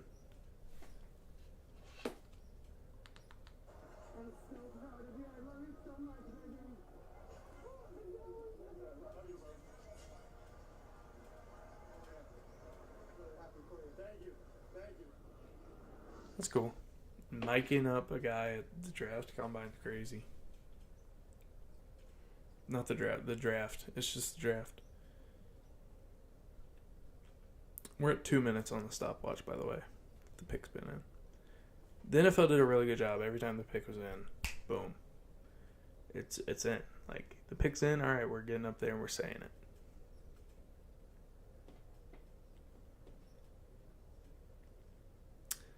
I haven't even talked about is it the Grizzlies? No, it's the Blazers. Who could the Blazers take here? I have no idea. Genuinely none. Maybe they reach on Liam McNeely. Maybe they go like Nick Clifford or a veteran guy who can help them right now. Nearing 3 minutes on the stopwatch.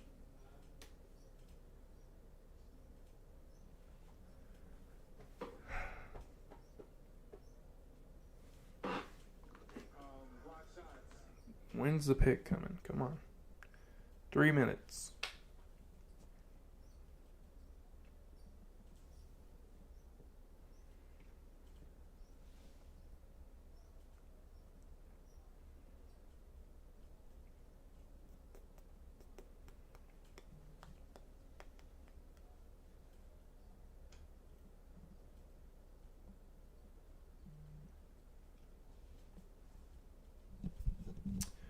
Dead silence. I don't know what else to do. I mean, like, I have no idea who the Blazers are going to pick. You have Klingon already. So maybe you just go Fleming. Maybe you go Casp. Maybe you take Jace Richardson, Nick Clifford. I think those guys are your best decision.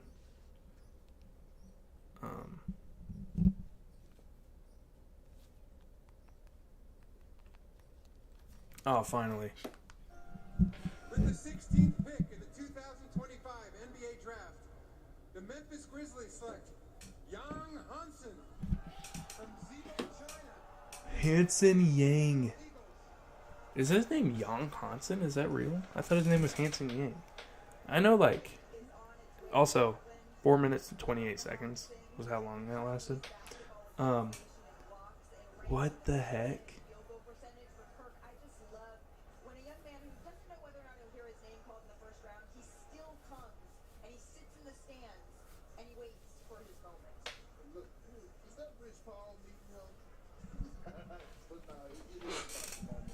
That's crazy.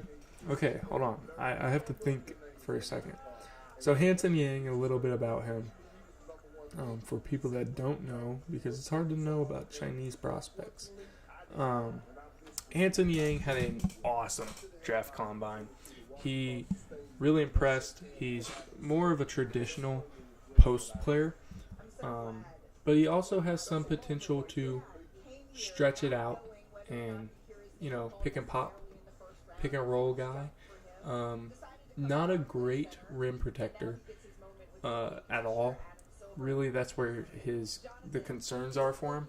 But he's like a really cool passer. Like, he can pass a little bit. This is a big reach. He's 39 on my board. He's 20 tomorrow. That's fun. I'm just kind of in shock here. That's an insane pick.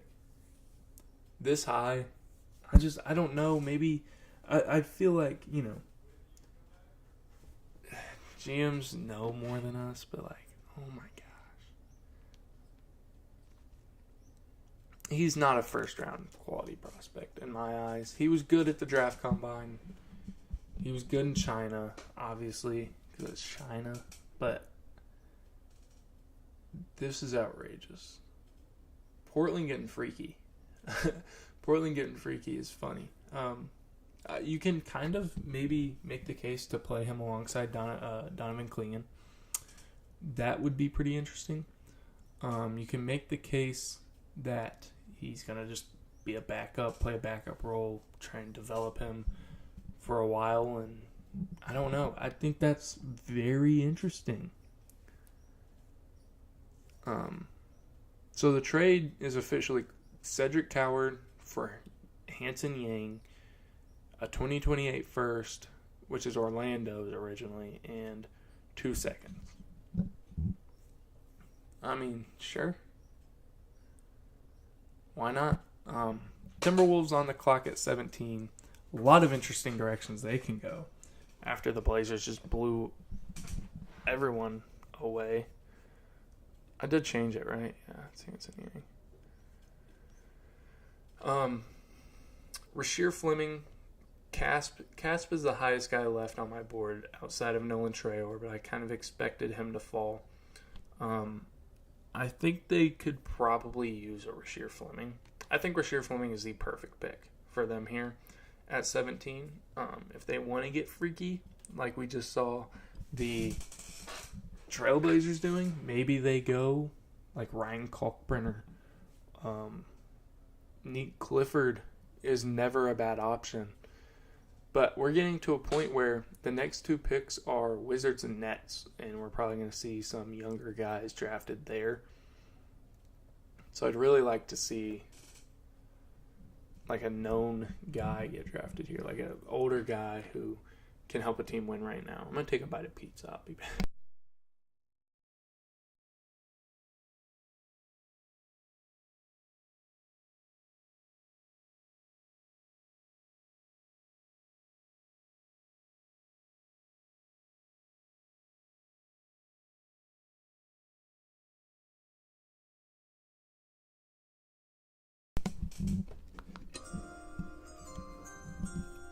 With the 17th pick in the 2025 NBA Draft, the Minnesota Timberwolves select Johan Birangi from Strasbourg, France, and the Olympia Club. What is happening? What is happening? Johan Beranger is how Silver said it. I thought it was Johan Behringer. This is a guy who is a immense project.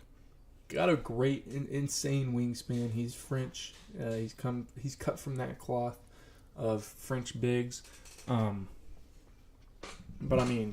project, big time project. He's another guy who, I just don't get what the Timberwolves are trying to do, because I do think Rasheer Fleming's a guy who can step in immediately and play for you. I think Nick Clifford's a guy who can step in immediately and play for you. Johan Behringer is not that. He played for Cedevita Olympia. That's that logo right there. Last year, he was a really good rim protector, but he's so raw. He runs the floor really well. and he's a lob threat, but I think he's got a long way to go in coverages. I think he has a long way to go physically. His body needs some developing. I think he needs to develop his touch around the rim when contested. I think he needs to work on maybe a push shot of some sort or an in-between shot of some sort. But it's definitely an interesting pick. And now this leaves the door open for the Wizards to go to a lot of places. You can go win now. Not necessarily win now, but you can go with a guy who will help you win now in Nick Clifford or Rasheer Fleming. You can go Kasparis Jakučionis because you went earlier with Trey Johnson. You still have Bilal, which is really fun. Who else is out there that I'm forgetting about? So Alex Sarr, that's who I was forgetting about. I would love to see them go big, but I don't know what bigs are left. Like Kalkbrenner is an old big. You're not going to see them go, or him go here. Asa Newell could be fun. I just don't know. Maybe Yannick Conan Niederhauser here. We'll see. 3 minutes left.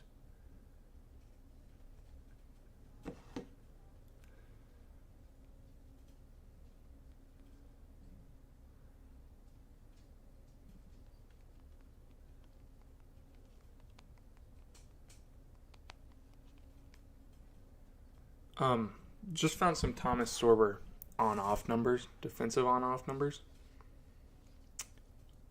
On the adjusted defensive rating for Georgetown was a 92.2. Defensive effective field goal percentage, 45.2. Defensive turnover percentage, 22.1. Defensive rebound percentage, 71.3. Not great. Kind of mid, in between. Middling defensive rebound percentage.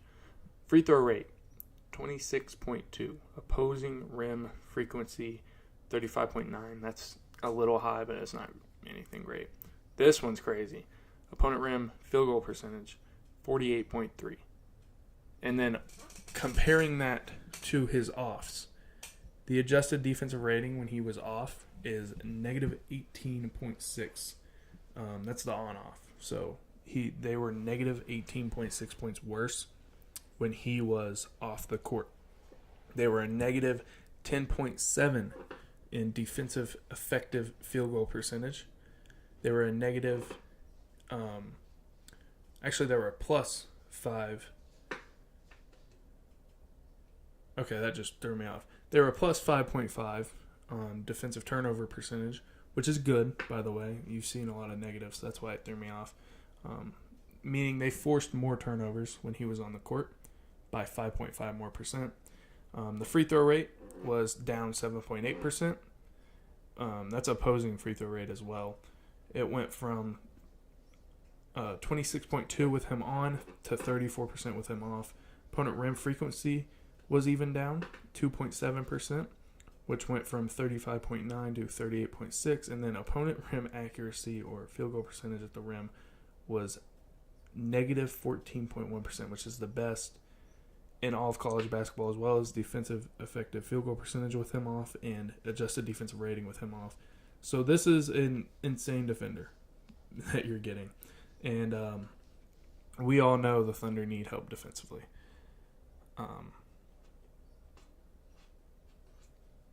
Man, Yohan Behringer is very interesting. This is the longest a team has taken with a pick as well in the Wizards, so that's pretty interesting. Man, crazy draft day, ladies and gents. Crazy draft day. I'm really interested in seeing what the Wizards do here, because I do think that there's a couple options, and a lot of guys are still high potential picks for Washington. And if I'm them, that's where I'm going. Now we're watching commercials, but I'm sure the pick's in soon. been streaming for 2 hours. Would be longer if I wasn't lagging like crazy to start.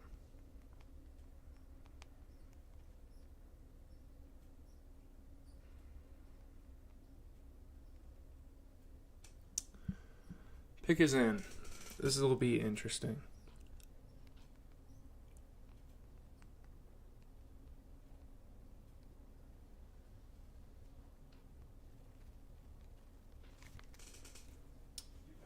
Summer League is the 10th. I really want to go to Vegas for the Summer League.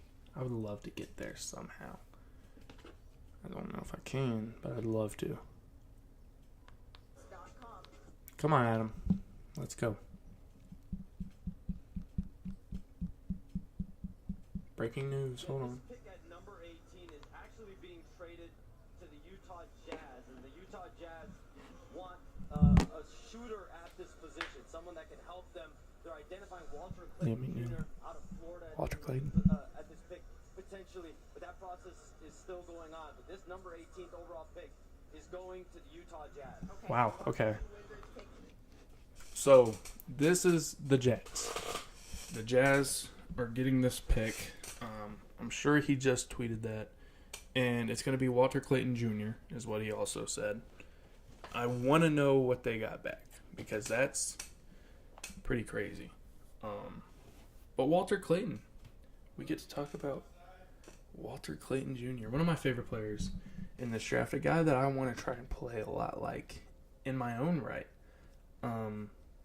Just an awesome shooter. What really strikes me with him is how well he shoots as a off NBA actions, whether it's a handoff or a pick and roll coming off a screen, off the dribble, or if he is doubled or if they help high, whatever they do off him or against him, he has answers. He's a very NBA ready shooter. I think he's the most NBA ready shooter in all of in this whole draft. So that's what is really enticing about Walter Clayton Jr. I mean, the pick's in. We know who it's going to be, and we're still just sitting here waiting, which is very frustrating. But so Utah's sending number 21 and some seconds for this pick. You know what? Sure. Why not? I mean, if that's the guy you want, they want help shooting. It's very interesting.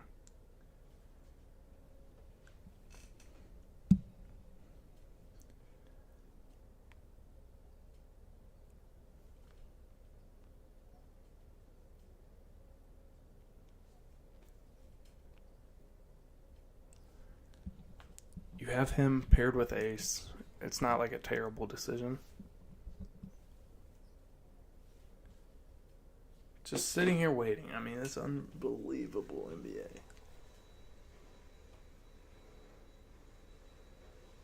How much just sit and wait you do during this.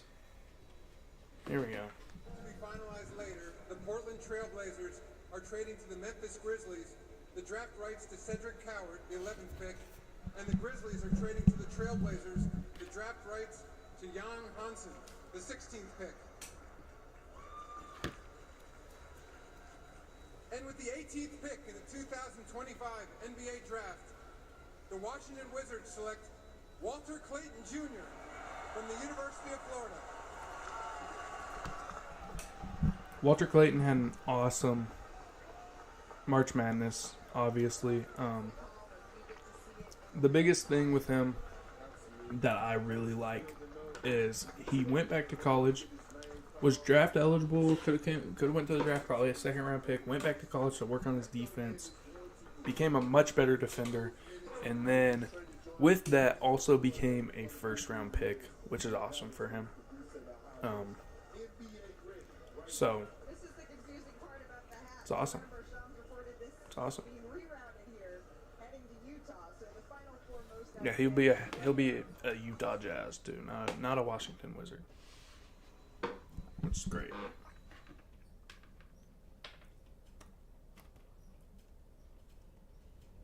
ASMR.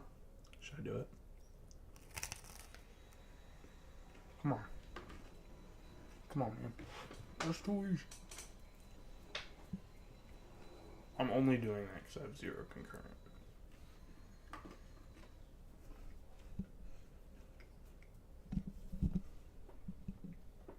First time all night we've had 0 concurrent.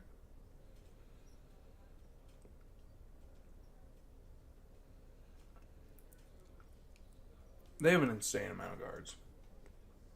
Walter, Keontae, Colin, Isaiah Collier, Jordan Clarkson, and then you add scoring and Lowry and Ace. It's just an outrageous amount of mouths to feed out there in Utah.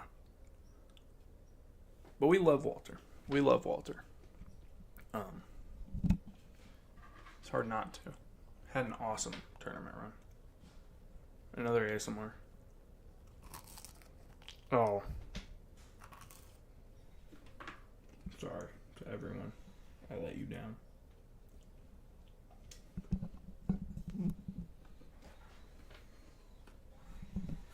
The Nets are back on the clock. I think there's a lot of fun avenues for the Nets to go down right now.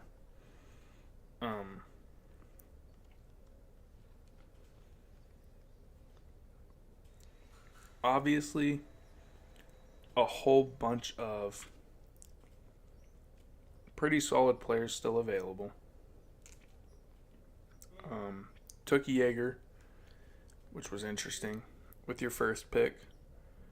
I think now would be the time to go Neat Clifford. I think now would be the time to maybe even Nolan Traore it. If they go Traore and Jaeger, I'd kind of be disappointed, but because that's just 2 big-time projects, both point guards who pass really well.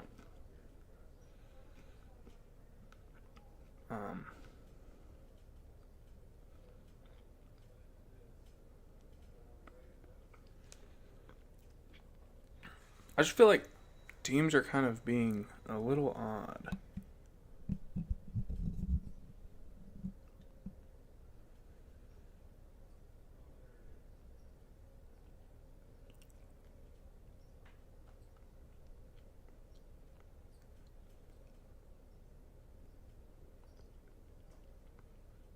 Trying to figure out the move for the Nets is interesting too.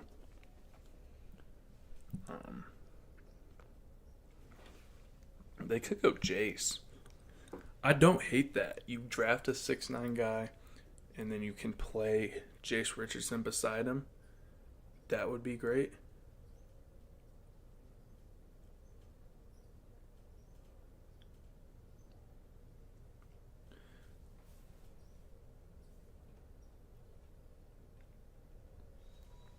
I just don't know what you do here. Jaeger is such an odd pick. Asa Newell, I don't hate. O'Reilly, Danny Wolf, I would love. I would love Danny Wolf. I cannot believe the Jazz are taking Walter Clayton Jr.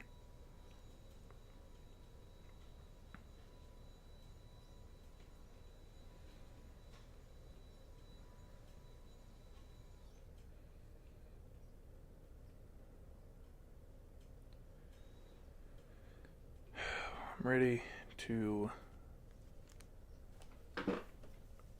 ready to hear the Nets pick, please. There's a lot of really great players left. Like, Neat Clifford could fall to the Thunder at 24. It'd be outrageous.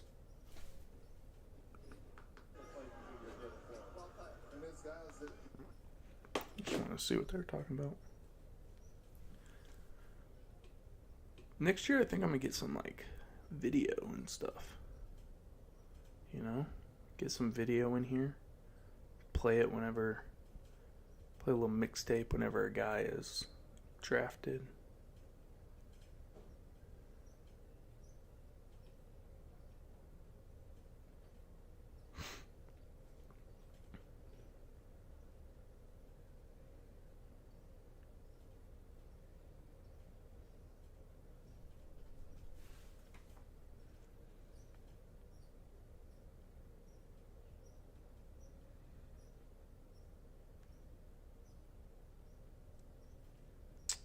So you have Casp, Jace, Neek, Pinda, Powell, Traore, Fleming, Saraf, Newell, McNeely, all still available. With the 19th pick in the 2025 NBA Draft, the Brooklyn Nets select Nolan Traore. Love it. Rashad Love it. Hassan-Fran, Now, I do not love that you took Jaeger Dimon and then Nolan Traore, but Nolan is a guy. He's a guy. He's got great feel, an insane passer, really, really knows how to get to the midi, and then during the second half of the season, really started to find himself and find his jumper. And so I do love the idea of that. This is my guy. If I was to have to pick out one guy in this draft that I was way higher on than consensus, it's Nolan Traore. He's 9 on my board, and that's for a reason. The feel, the way he comes off pick and rolls, and the jumper I think is a lot more advanced than people give him credit for. I love Nolan Traore. I think he's a baller.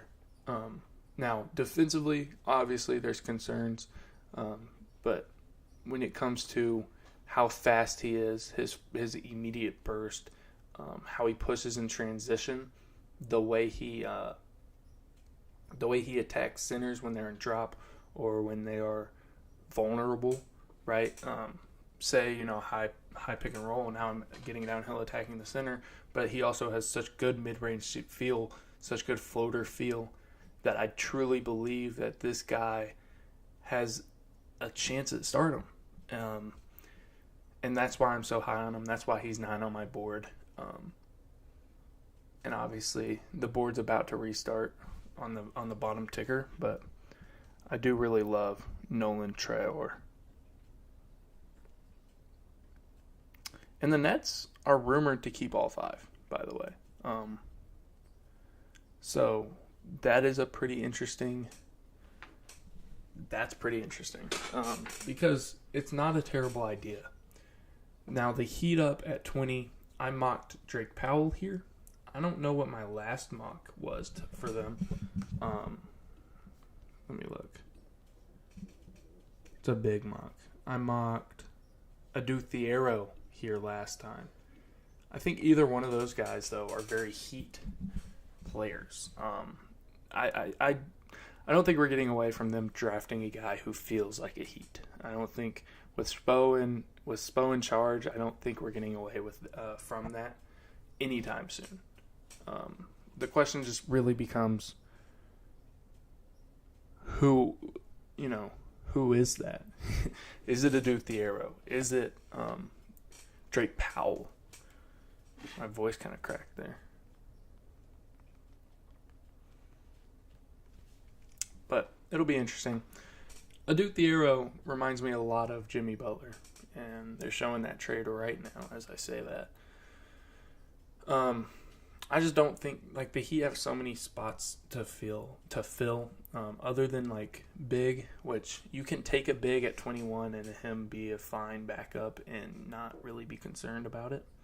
But if we're going best player available, it's Casp. He plays too much like Tyler Hero. They're too bought in on Tyler Hero. So I don't think that's the pick. Rasheer Fleming, to me, would probably make the most sense or be the most Heat-esque pick left on the board. Jace Richardson's also pretty heaty in the fact that he's a very scrappy guy. He's small, but he's scrappy. A little Davion Mitchell-like. Davion Mitchell's a much better defender and was a much better defender coming out of college. That's a slight concern or a slight chance. I think my 3 guys for them, though, if I had to choose or if I had to predict, it'd be Sheer Fleming, Neek Clifford, Drake Powell here.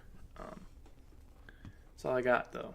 If y'all got any questions, please, I got a couple people in here watching. Please drop them, man. Drop them. Would love to hear y'all's thoughts or questions, if any. If any. Don't think we have any. It's all right though. What do we? Who's next? It's 20 Heat, 21 Wizards, 22 is Atlanta, 23. I'm blanking. 24 is the Thunder. 25 is the Magic. 26 is the Nets. Oh, 23 is the Nets, I believe, as well. So. Shams is back. After missing out on Kevin Durant, the Miami Heat are remaining active, and when you look into free agency, one name to keep an eye on that I'm told they are expected potential suitor for is Warriors restricted free agent Jonathan Kuminga.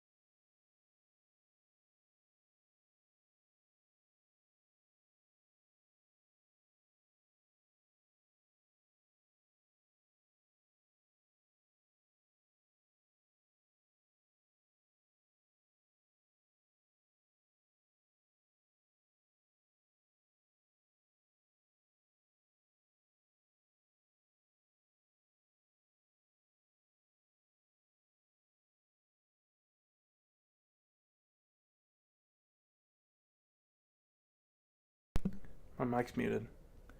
Had no idea my mic was muted. I have no idea how long it's been muted. Had no idea it was muted.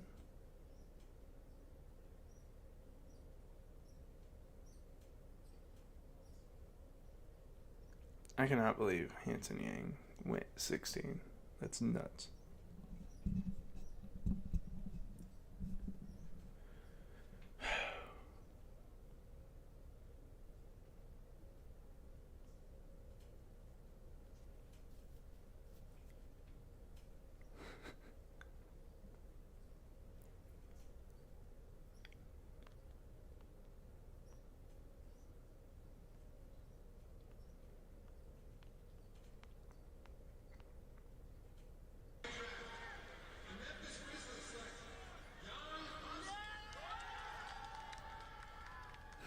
That's awesome. Shout out to him. I still don't know if it's Hanson Yang or Young Hansen. But shout out, brah. Wizards, I think we've talked about it already. They could go Hugo, surprise people. Who knows?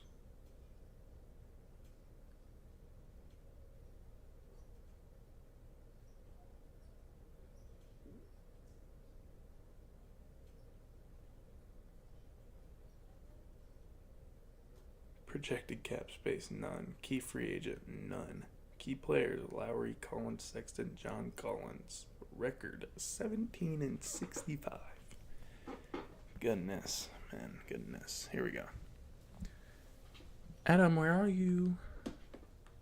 There he is. With the 21st pick in the 2025 NBA Draft, the Utah Jazz select Will Riley from Kitchener, Canada, and the University of Illinois. It makes a good amount of sense for the Wizards. Will Riley, I love how two teammates just got picked back to back. We get to see the orange remaining here. Will Riley is a definite upside pick. He's a swing. Was definitely Illinois' best player in the second half of the year. The defensive upside is what's really enticing. And then the way he put the ball on the ground toward the end of the year and kind of showed flashes at times was the big thing to like about Will Riley. My concerns are he averaged 0.3 steals and like 0.3 blocks per game as a 6'8" wing. He grew like 8 inches or 9 inches in 2020. So 5 years later, he still kind of plays defense like a guard. And that's my biggest concern with him is, you know, he's a wing. He's not a guard. He also doesn't have a consistent jump shot. It's not a jump shot I trust a ton at this moment. And so, you know, we'll see. But I do like the Wizards. I do like Will Dawkins. And I like the way they develop. So, if there was a landing spot for him that I would trust, it's Washington. And then maybe, you know, you just got to get his handle a little tighter, fix the weird stuff going on with his jumper, and then just let him rock out defensively. I think you got something. He's just kind of awkward is my biggest thing. But Will Riley and Kasparas Jakubonis both drafted back-to-back. I think that's pretty awesome. So now we're looking at like, let me go and look at my big board. Still looking at Rasheer Fleming, Jace Richardson, Drake Powell, Nick Clifford, all available. Cam Jones, Noah Penda, Yannick Conan Niederhauser. I said Noah Penda, meaning it, and Will Riley probably would have fit better. Will Riley is 32nd on my board, but like I'd Sion James ahead of him, but this pick going to the Nets. This is a part of the big old KP trade. So 22 is the Nets, and they're picking again, and they've said they'd pick 8 million times or 5, however many it is, if they had to. And I think they want to. You look at it, they have Yeager.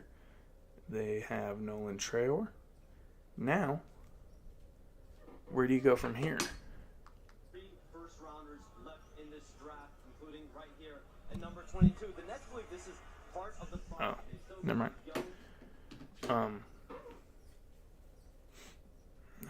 We don't have much to talk about right now. End of the first. Probably won't do a stream tomorrow. But things are definitely getting interesting.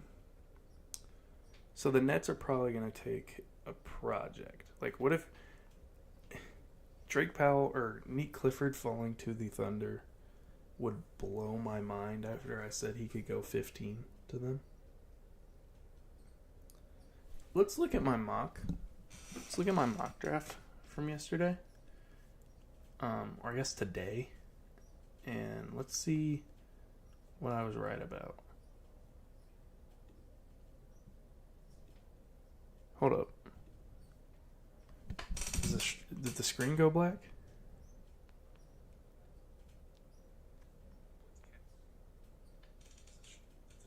No, it didn't. It's just my... I don't know what happened here. I don't know why it's like that. Okay, there we go. You see how quick I pulled that up on my phone, though? It's a quick draw. Hall of Fame. What was I doing? Oh, yeah, I want to look at... Boom. Alright. We had 1, 2, 3.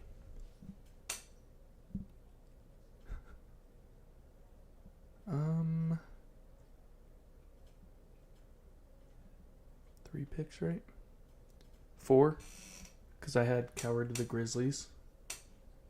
I had Will Riley going 21. That counts.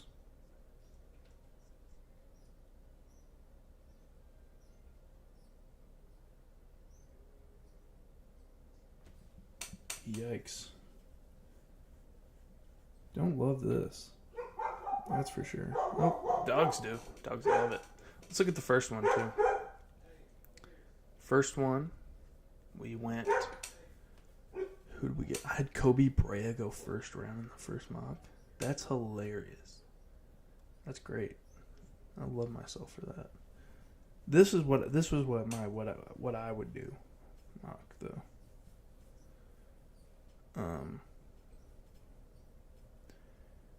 I don't have a single pick right in the what I would do mock.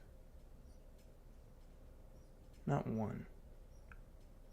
This was a long time ago, though. It was way before all the trades and stuff happened. Let's look at a 2023 mock.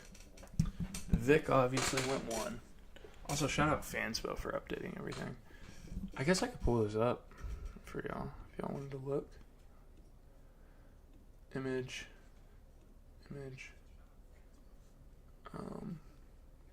Browse. So here is my second 2023 mock. That's insane. Okay, hold on. Okay. Why?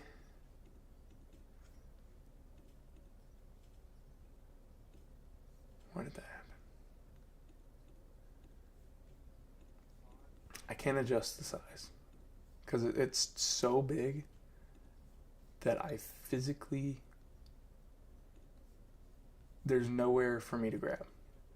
But you can see, I got the first, no I didn't. Yeah, I got the first 4 picks, right? Dariq Whitehead, Jet Howard's up there. Oh man, I guess I could throw him here, I could throw it here. Or, instead of taking Will Riley off, which we're getting a pick, hold on. This is a Nets pick, by the way. With the 22nd pick in the 2025 NBA Draft, the Atlanta Hawks select Drake Powell from the University of North Carolina. I love it. I love it. That's exactly what I wanted to do there. Drake Powell played on my favorite team, North Carolina. He is a 6'6", small forward with a 7-foot wingspan. Shot the ball really well in catch and shoot situations. The biggest problem was how he was utilized. Hubert Davis sucks, and that's what ended up really kind of costing him. But when he declared, he was probably a second-round pick. I think the more you watch him, the more you fall in love. He defends his butt off over and over and over, and he shot the three really well. And he's just one of those guys who in high school was a top guy and has a chance to develop into more of a on-ball creator. I don't think he will. That's why he's going 22nd. But when you have two guys in Nolan Traore and Jaeger Dimon who are great passers, who definitely need some spacing, especially if they want to work together, Drake Powell is the perfect guy to grab at 6'6", and 7 with a 7-foot wingspan. Again, 44% from catch and shoot three. It's a beautiful pick. And now the Hawks are actually on the clock. And we can look at the board here and see that, Jace Richardson to run your backup point guard or guard position. Nick Clifford, I would love to the Hawks. Adu Thiero, I would love to the Hawks. I think Asa Newell is probably the pick here. If I had to guess, if I had to throw something out, I think it would be Asa Newell. Because Georgia kid, stay in Georgia, and just has that lob threat ability, as well as a solid defender who can be developed more, and a guy who could shoot a little bit, and he was putting it on the ground a little more than I think people give him credit for. All right, let's see if this works. Where is it? There it is. Okay. It's better. I mean, I can move it like this. Can I actually? Okay, I can. Here we go. Get to see one of my mock drafts in 2023. I didn't make any in 2022. Okay, there we go. Let's just have a look here. I can barely see it, if I'm being honest. I might have to look off my phone. Or I can look off YouTube. I'll look off YouTube. It'll be bigger. I can still barely see it. Never mind. I had Kaysen Wright going to the Thunder. I had Derek Lively Wright going to the Mavericks. They just kind of switched spots on me. Jalen Hood-Schifino at 14. A little early there. Julian Strawther at 30 is nearly what happened. Maxwell Lewis went in that range too. Sidi Sissoko was an early second-round pick. Noah Clowney went right in that range. Chris Murray went right in that range. Who is that? Is that Bobby Clintman? Right under Noah Clowney. Bryce Sensabaugh is there. I was kind of high on Bryce Sensabaugh, and he has not gotten played much. Jordan Hawkins, right around where he got drafted. That's fun. Let's look at another one. Here was the first one I ever did in 2023. Some slight changes. Well, I'm going to do this. Bilal at 20 here is funny. I'll just scroll like that. You have Vic, 1, obviously. Miller. I had the first 4 picks right. Then Taylor Hendricks, Cam Whitmore. I had Asar falling all the way to 9. Almost nailed Anthony Black. Had Cam Whitmore at 6. That's crazy. Excuse me, that's crazy. Kaysen at 10. Had the Thunder taking Leonard Miller. Man, okay. Was super high on Jalen Hood-Schifino, obviously. Was kind of high on Keontae. G.G. Jackson at 16 was very high on him. Jordan Hawkins went 17 again. Bilal down here. Jet Howard. Noah Clowney. Yeesh, man. Yeesh. Let's look at last year's, 2024. I only made one. This is the only one we're getting of last year. Now you can see the teams. That's nice. Who'd the Thunder pick last year? Topic? I had Topic falling. I remember. Didn't I? No. This is not what my big board looked like at all. I did. Where did he fall? 18 to the Magic. Talking about the trade between the Pelicans and the Hawks right now. We don't need that. It was 13 for 23 and a future first. Sar Klingen would have been sick. This was very early in the cycle, I believe. Like, very early. I actually did nail some of these guys also. Like, connect. This was probably halfway through the year-ish. Kalel Ware turned out to be really good. Eve Meese. Castle went higher. I loved Bub Carrington. He dropped a triple-double in his first career college game. Fell in love. Yeah, this was definitely halfway through the season, probably-ish. I nailed Keyshawn George, baby. Trey Alexander was a 1 pick away. Nailed Day'Ron Holmes. I love that. Harrison Ingram went around there. I think he went 34th. Kenneth Sampson, I hate seeing that. Ethan Almanzo was in the draft last year. Now he's in the draft this year. We got the pick in. For Atlanta, it's time to send you back to the Silver. We have another trade to announce.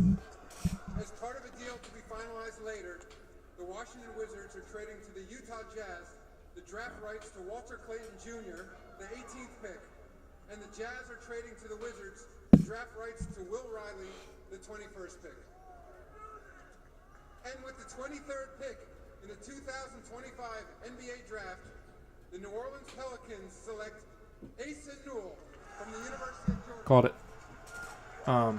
That's exactly what I expected.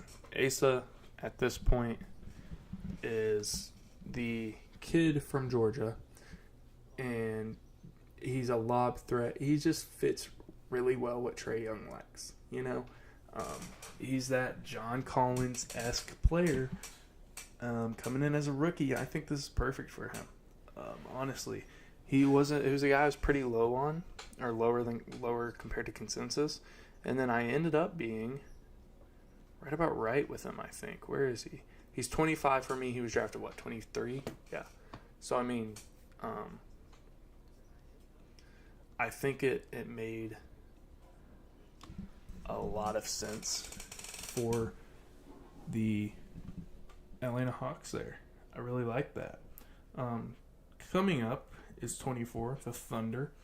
I think this is the obvious Nick Clifford spot. I don't think there's any way. Now, Rasheer Fleming is also a guy here. Fleming would be fun. But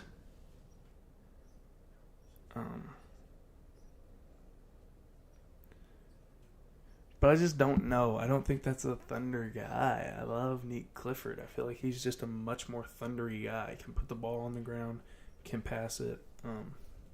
And shout out Asa Newell. So the Pels trade Derek Queen for Asa Newell and a future first. You know, I would do it too, probably. I do, however, think that Asa Newell fits the Pelicans better and Derek Queen fits the Pelicans better, or Derek Queen fits the Hawks better. I was very confused with what I said. Confused myself. But Asa Newell also fits the Hawks. So it's like, oh well. I mean, he's just that. He's a definite lob threat with some stretch potential. He is so much like John Collins coming out of college. It's insanely similar. And I would be shocked if the Thunder don't know exactly what they're doing here. Sam Presti's a madman. He knows. And the reason they didn't move up is because their guys are just falling to them, I think is what we're learning. And Thomas Sorber already, if you draft someone else, if you draft Nick Clifford, if you draft Rasheer Fleming, you're set. Like, you have an A-plus draft. That's it. That's all I have. No further notes. Their pick is in already. Thought so. Kind of, I mean, again, it's Nick Clifford. It's Rasheer Fleming. Whatever you do, I think works out really well. Also, got to think of this too with the Hawks. Going back to the Asa Newell pick, we're looking at Clint Capella, probably not going to be a Hawk this year if I had to imagine. But Onyeka Okongwu, Asa Newell, and Kristaps Porzingis now being your big man rotation, I really, really, really like that. The pick is in.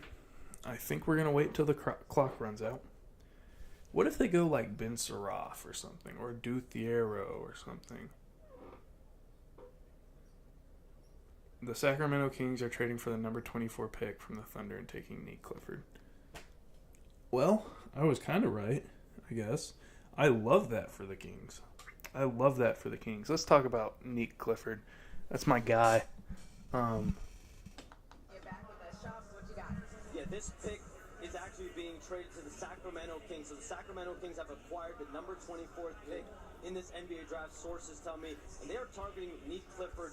They believe in finding players that are tough, have grittiness, and they're looking at a few players, but that is one, Nate Clifford, that is at the top of their minds. Yeah.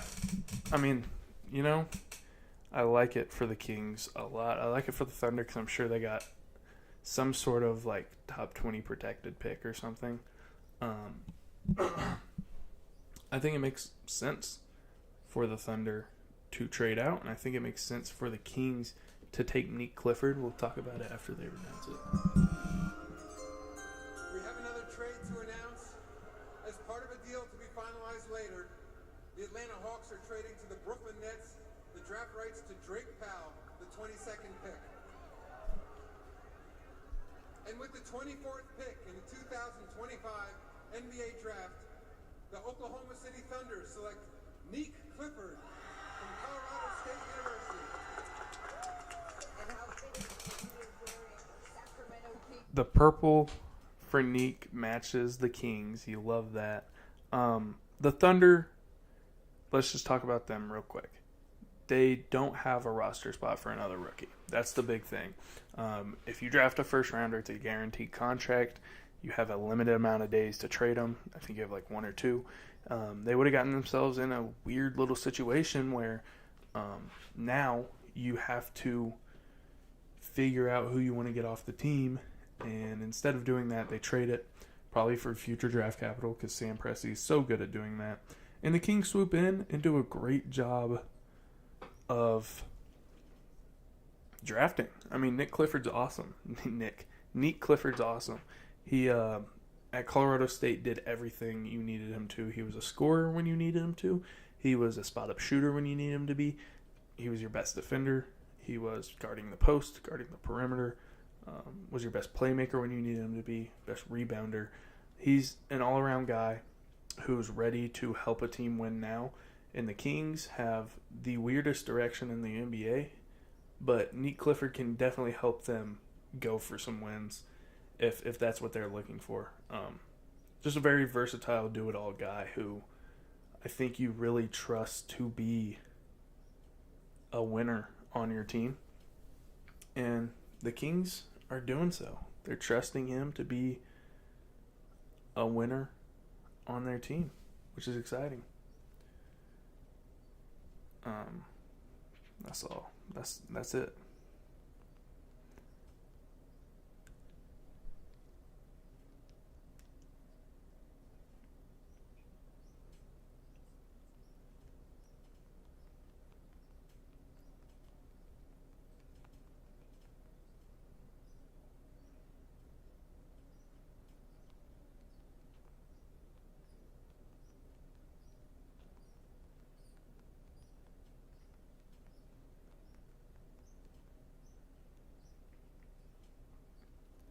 I think the big thing is that it's just kind of tough for the Thunder to draft there if they wanted to.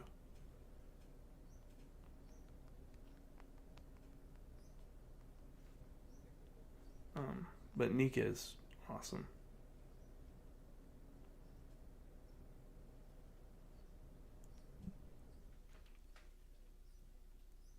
I love it for the Kings. I was a short time Kings truther too. No longer, because they made some terrible moves.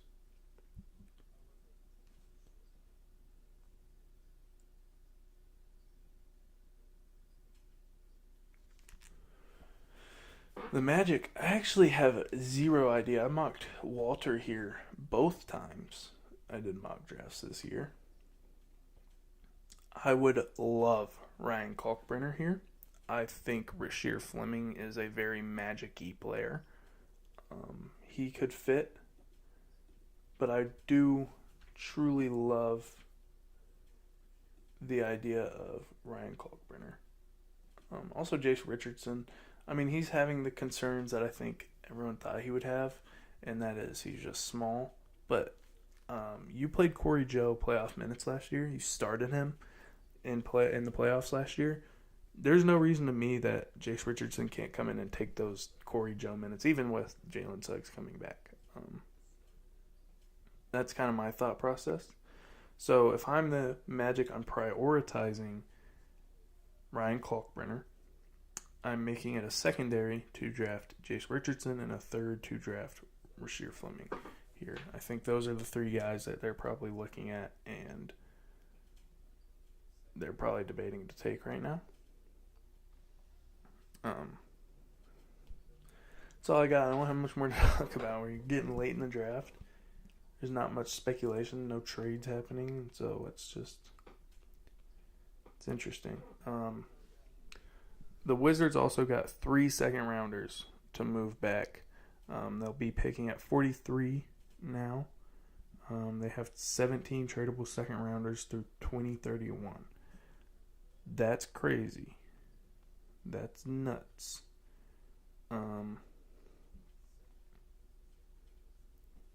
Yeah, I like this flag kit. What about Neat Clifford? Gotta love it. I think Neat Clifford's just a winner. You know. That's a great pick. I'm not mad at it. Okay, I'm mad at it. Okay, all right. I'm not mad at it. All right, crying. He's crying. I love the tears. I love it. That's a great pick. Oh, that Bulls fan is mad. Listen. Shout out numbers on the board. I really want to know what Sacramento gave up. With the 25th pick in the 2025 NBA Draft, the Orlando Magic select Jace Richardson. Got him. Michigan State. Another one that I kind of figured. Again, you're playing Corey Joe playoff minutes, and Jace is available. He's a winner. This is a winner. He's a guy who is going to do whatever it takes to help you win. Obviously, he's undersized, but why does that matter? Why does that matter when he's a great player and a winner, and he's got a wingspan that makes him taller than he is? And I just think I think it's a great pick. He's going to play really hard on ball defense. He's going to be able to play off ball and on ball. Not necessarily a traditional point guard. Not like a flat-out insane playmaker, but definitely a solid enough one to where he can probably figure it out at point guard in the NBA. We got, 20-ish minutes left of this, ladies and gents? Been fun. 22 views. Much more than last year.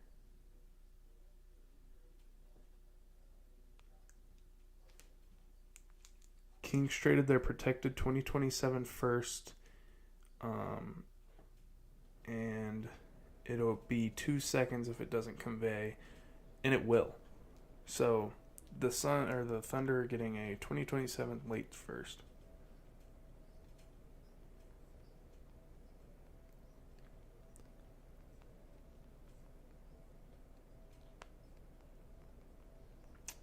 Protected 1 through 16. And if it doesn't convey, it becomes 2 seconds. Simple enough. With pick protections, normally it's a lot more confusing. Rasheer Fleming's still available, and Brooklyn has to be jumping on that. Or Danny Wolf. Either or. You've taken a lot of guys. You've taken Jaeger. You've taken Traore. You've taken Drake Powell. Now you have to jump on a Danny Wolf guy or someone like that is where I would be leaning. But I'm not the Nets, so I don't know. They should be able to just throw their guys in.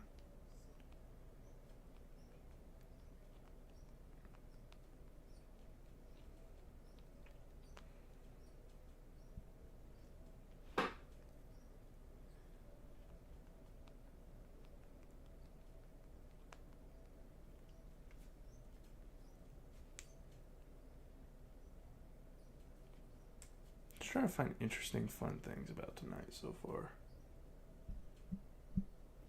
29, 30, so 5 picks left. So 55 minutes. Wow. 25 minutes? Yeah, I wish the Thunder had gotten Nick Clifford.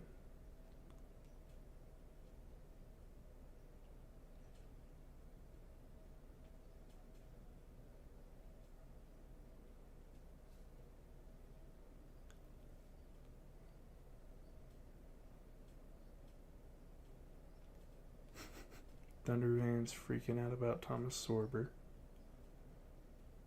Wizards fans freaking out about Trey Johnson.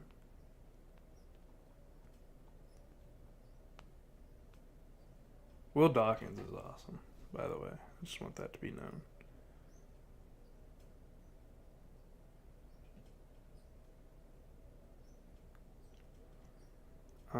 Nick Clifford facts, if we want those.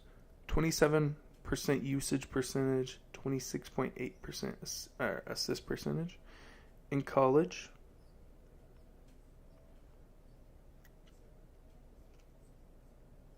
Can't believe Jace wasn't invited to the green room. That's kind of crazy. Oh, my neck is itching. Quincy Doobie. Double points. Sacramento King. Good. Quincy. Touchdown. Yeah. And with his side over there. Trivia question, because this is your guys' era. If you guys like Brandon Roy, this is your era. Who's the last draft pick, first round draft pick from Rutgers?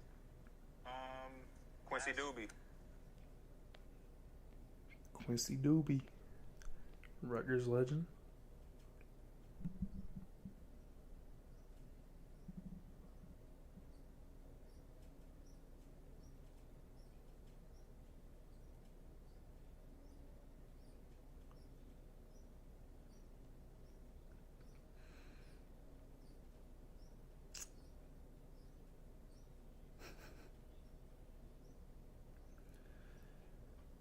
All right, Nets pick is in at 26.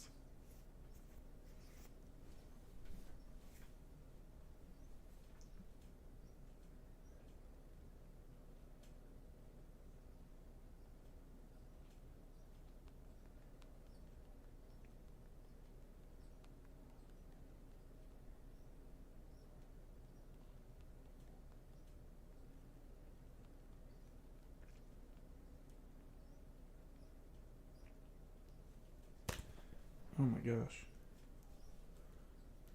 I think next year the plan is going to be Juan Pablo Valette.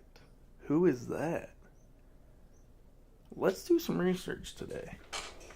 Juan Pablo Valette. Next year the plan will be a little bit more on the in terms of like having stuff on my computer. My laptop is stuck. What is happening here? A lot is going on. I'm sorry. Okay. Anyway, we're gonna have more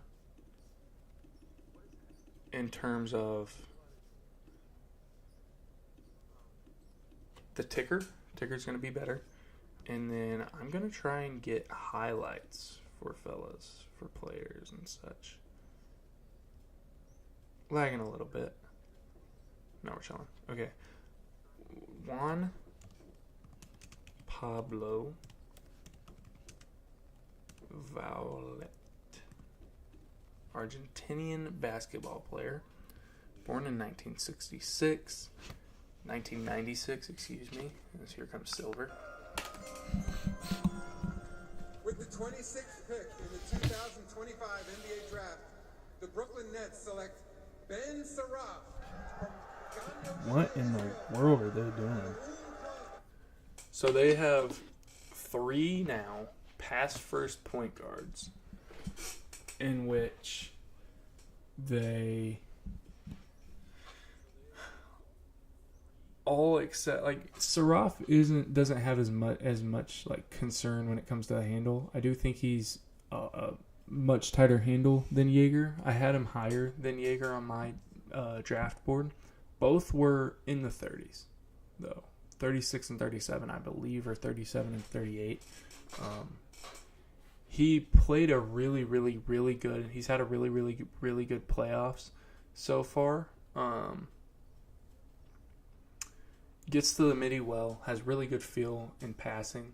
I do kind of really like him. I think I was really down on him because I didn't think he'd go to the right team. But with the Nets, I think he has a lot of opportunity, and that's good for him. That's what he needs.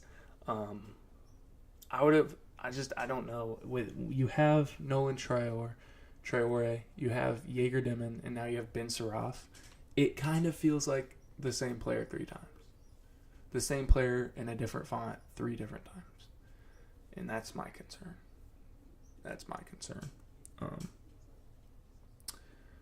Here it is. 36 is Saraf, 37 is Dimon, and 38 is Hugo Gonzalez. Also Hanson Yang there. And shout out Jackson Money.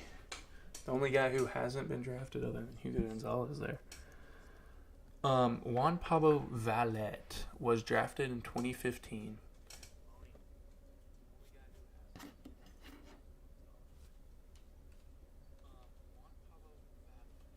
Oh, man. They're showing Danny Wolf. He's damn near in tears. I hate that, dude. Why even show him? I did expect kind of a slide from him. I really want to learn more about Juan Pablo Valette.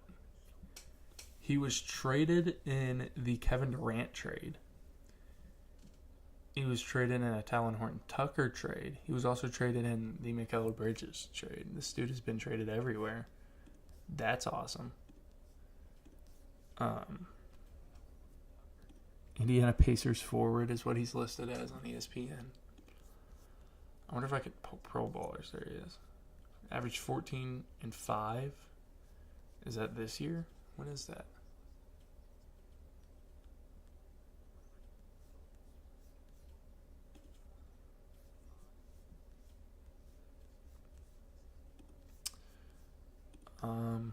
Played for Palencia, played for Manresa, played for AEK Athens. Was okay. I believe they're Euro League, right? Or maybe I'm wrong. Could easily be wrong there. 34 games, he scored 480 points this year with Palencia. Zunder Palencia in the Spain LEB Gold League. Gotcha. All right. The more you know about Juan Valette, the more you know.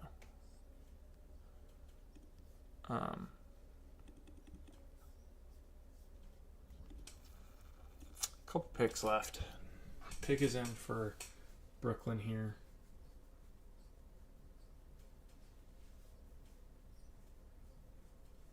Man, hopefully Danny gets picked soon, dude. That sucks to see.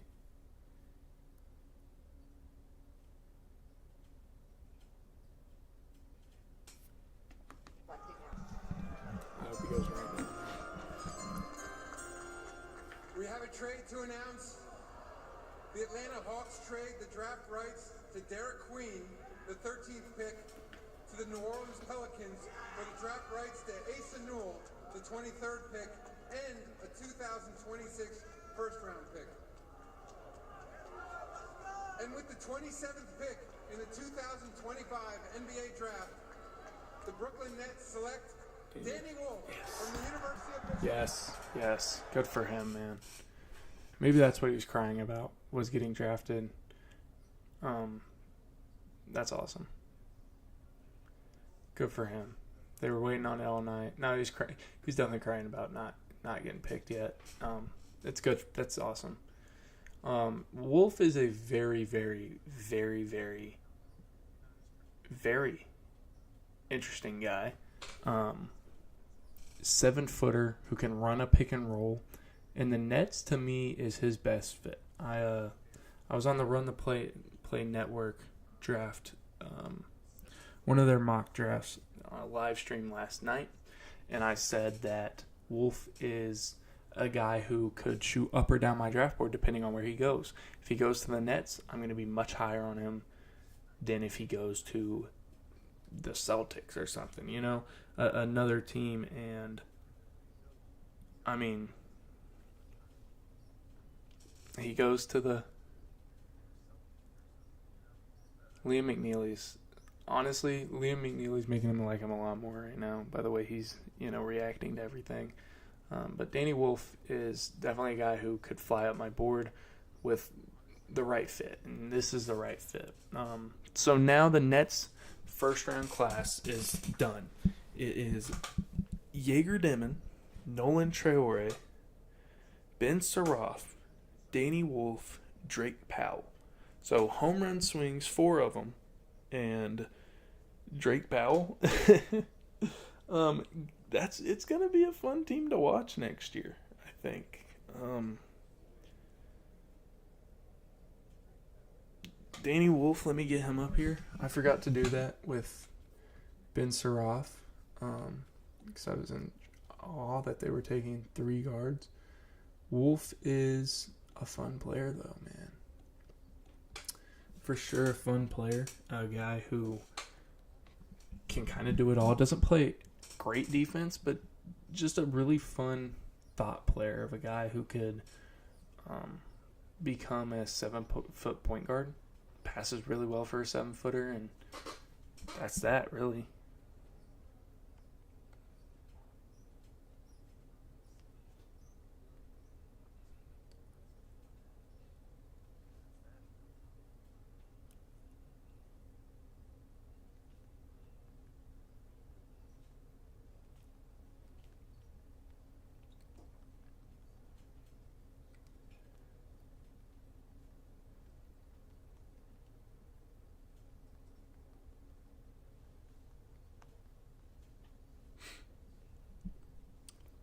Celtics are ready to draft. I'm ready to see it.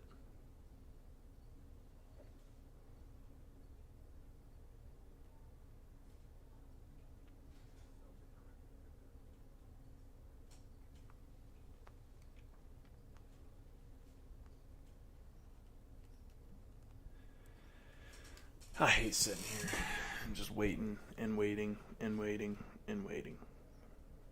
It's like I can't pause a recording or anything. I'm just sitting here. That's what I need. We gonna make an upgrade next year. We going to. Don't worry.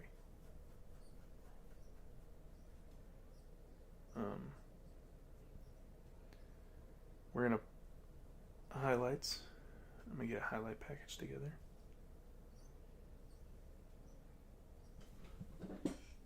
So many people who have been here besides himself, and we are beyond blessed. What did you see in your son that made this moment come true? His entire life, he's had a chip on his shoulder to be great. And nothing for this kid has come easy. He's a hard worker, and we cannot be more proud to be his parents. You guys, it's been incredible. Daddy, I think we heard your brother is at the table still trying to get himself together. Just so much emotion. It's healthy. I'm glad to see you guys letting it out. For sure, yeah. We're 2 greatest brothers in the world. I have an unbelievable sister who I love. And,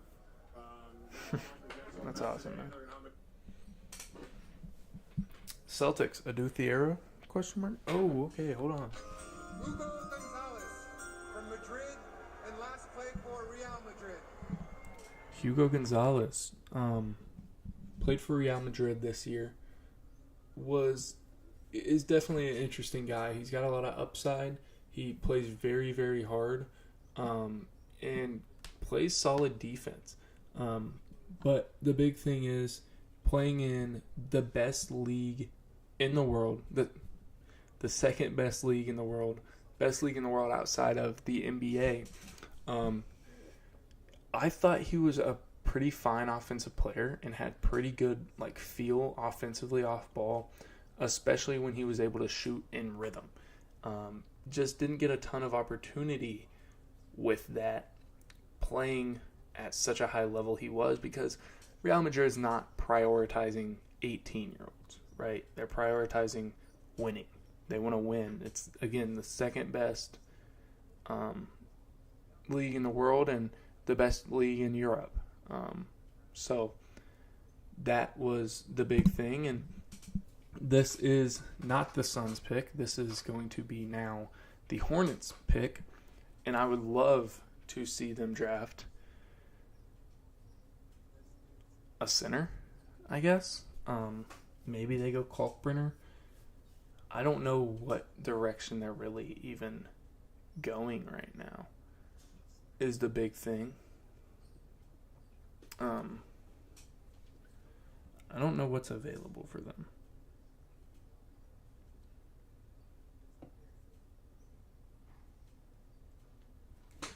Let's look. Amari Williams would be sick. Adu Thiero, Noah Penda, Sion James, keeping him in North Carolina. Liam McNeely might be the guy here. I think I would go Liam McNeely if I'm the Hornets here. A guy who was misused last year, has a lot more potential than what he showed, and can do that thing. Can shoot that thing.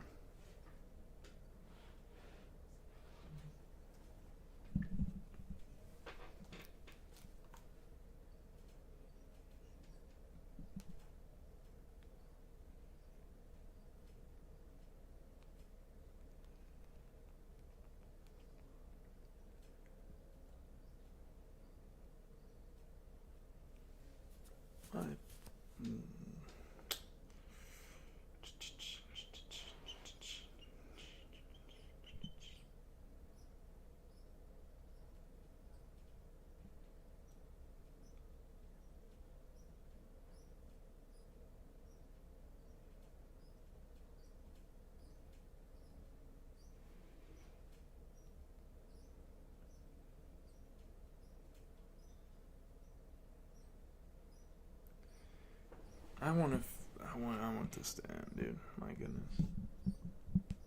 Can confidently say that the Nets are speedrunning one of the worst draft classes of all time. I kind of disagree.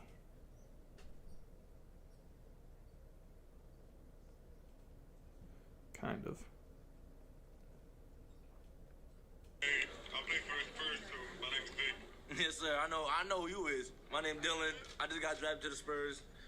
I think I'm your teammate now. We lit. Man, we lit, man. This is gonna be fun. That's awesome.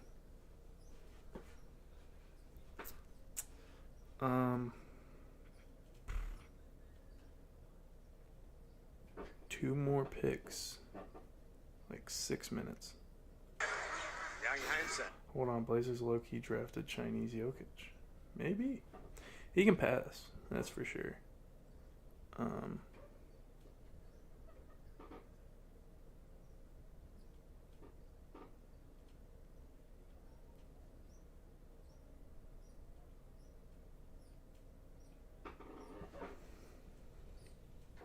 lot of Nets fans do not like the draft.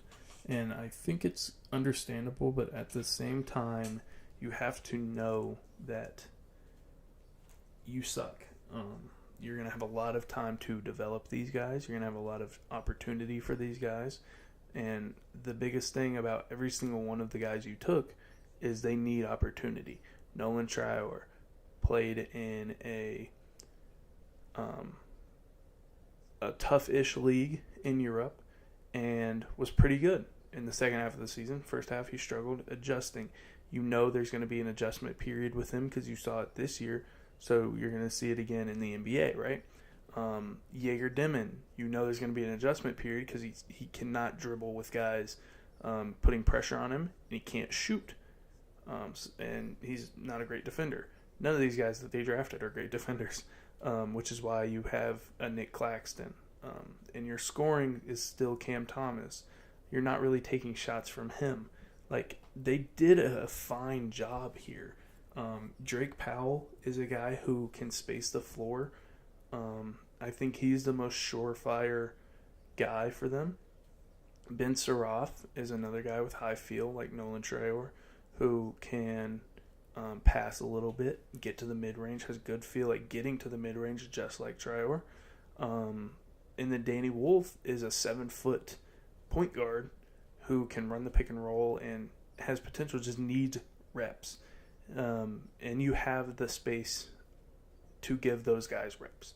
So I don't think... And Danny Wolf has a Nick Claxton next to him. And who knows? If I'm the Nets next year, I'm telling Nick Claxton to space the floor and get as many threes up as he wants. Because why not? And that'll help out Danny Wolf. I mean, Nick Claxton's a lot like Vlad Golden was at Michigan. So there's some familiarity there. And I think that it's not the worst thing to ever happen to the Nets. Like, not close. In the 2025 NBA Draft, the Phoenix Suns select Liam McNeely. Kind of thought that would happen. He is actually going to the Hornets, but just giving them some shooting. Dan Hurley, he's awesome. But giving them some shooting, and a guy who can be developed a little bit, was on ball a lot last year, and that kind of caused them to struggle at times. And so it's good for him to finally get off the board, and not have to sit in the room. Now every guy in the green room has been taken, so that's awesome. Hugging Danny Wolf's parents too, it's pretty cool. Yeah, you know, shooter who's gonna help space things out for the Hornets a little bit more than what it already is. He'll probably be a guy who is coming off the bench for them. And yeah, I mean, I don't hate it. Don't hate it at all. Don't hate it at all. One more pick and we're done for the night, man. It's been a 3-hour stream. 6-8. Let me get him up. Let me pull him up here.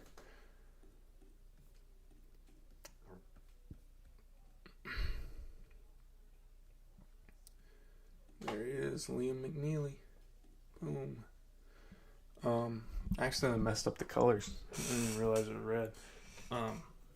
6'8", 6'9" wingspan, 215. Was misused at UConn, like I said, was on the ball way too much, way more than he should have been. But he conquered the role. He was pretty good in his role, and I think that is a sign of what you want to see from him. I cannot believe Rasheer Fleming is still falling. The Clippers here might be a Rasheer spot. I just don't know. But the Montverde 4 has been picked. Ryan Nembhard will go sometime tomorrow, and then I'll make it the Montverde starting 5.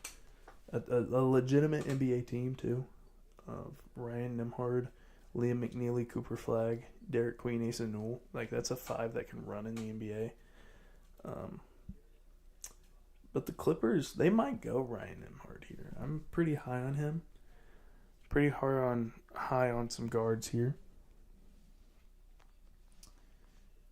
Just very interested to see where they're going to go.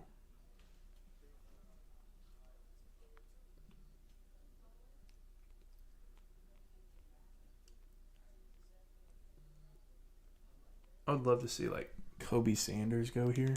That could be really fun.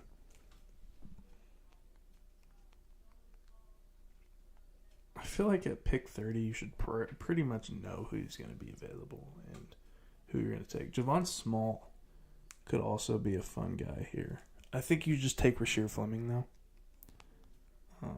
But as much time as it's taking to get the pick in, there's something wrong with... There's something up with Rasheer Fleming, I feel like. Congratulations, Liam. Congratulations, Mom Ashley.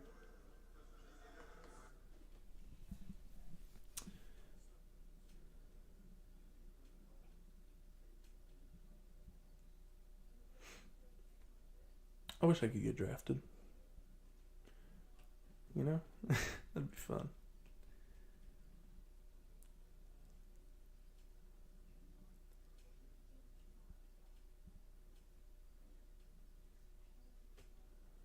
What channel are these interviews even on? Is this like an NBA TV thing?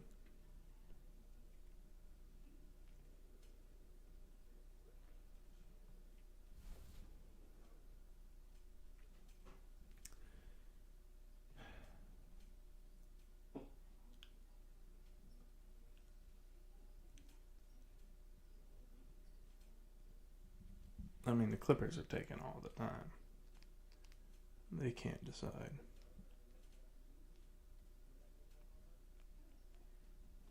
Asia Wilson, the fastest player in WNBA history to hit 5,000. That's awesome. Keith Smith had Liam McNeil at 8 on his board. That's outrageous. That's insane. 8? Dude, what are you doing? Preparing for the NBA draft without my family.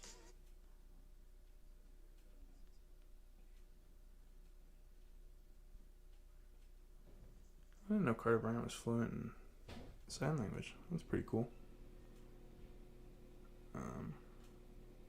Texas and Oklahoma had the first 2 SEC players in their conference.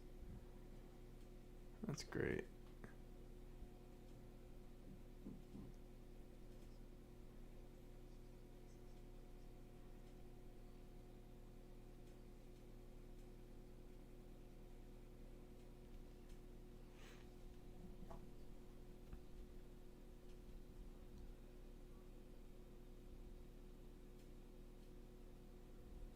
Can we just get the Clippers pick done, please? So I can talk about it and we done?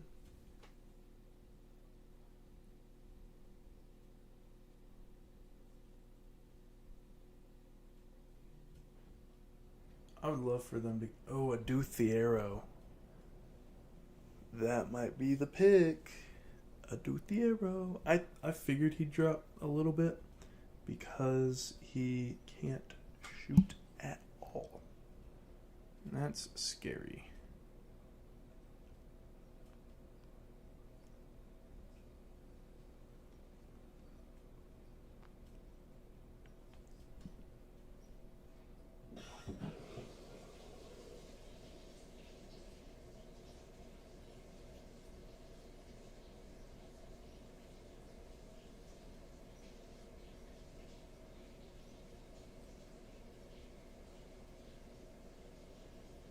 I'm excited to start preparing for next year's draft. Tonight, I'm going to do that. Watching a lot of film on them. Normally, I like to see guys in college first, but I'm going to try something new every once in a while. Here comes Adam Silver for last pick of the night. With the 30th pick in the 2025 NBA draft, the LA Clippers select Yannick Conan Niederhauser. Makes some sense, man. Makes some sense. Penn State guy, insane athlete, insane length, can block shots at a insane rate. Doesn't rebound the ball super well, but when you have Ivica Zubac, you don't really have to. He's a good guy to take and kind of switch things up. He's the first round pick in Penn State history. He almost forgot his hat. Yeah, awesome for him. Has come a long way, has developed a lot, and definitely a guy who rose on a lot of people's boards. And I do want to just bring him up here because, yeah, he's awesome. He's awesome. I'm a little lower on him than most because I worry about the rebounding and I'm worried about him in certain coverages, but, you know, not bad. It'll be tomorrow. So that is it for us tonight, ladies and gents. I hope you enjoyed the live stream. All of those who watched, I hope if anyone came back to watch the video, they enjoyed. Took a long time. Took a long time. But it was fun. So hope y'all enjoyed. If you did, leave a like, subscribe. Thank you very much. Peace.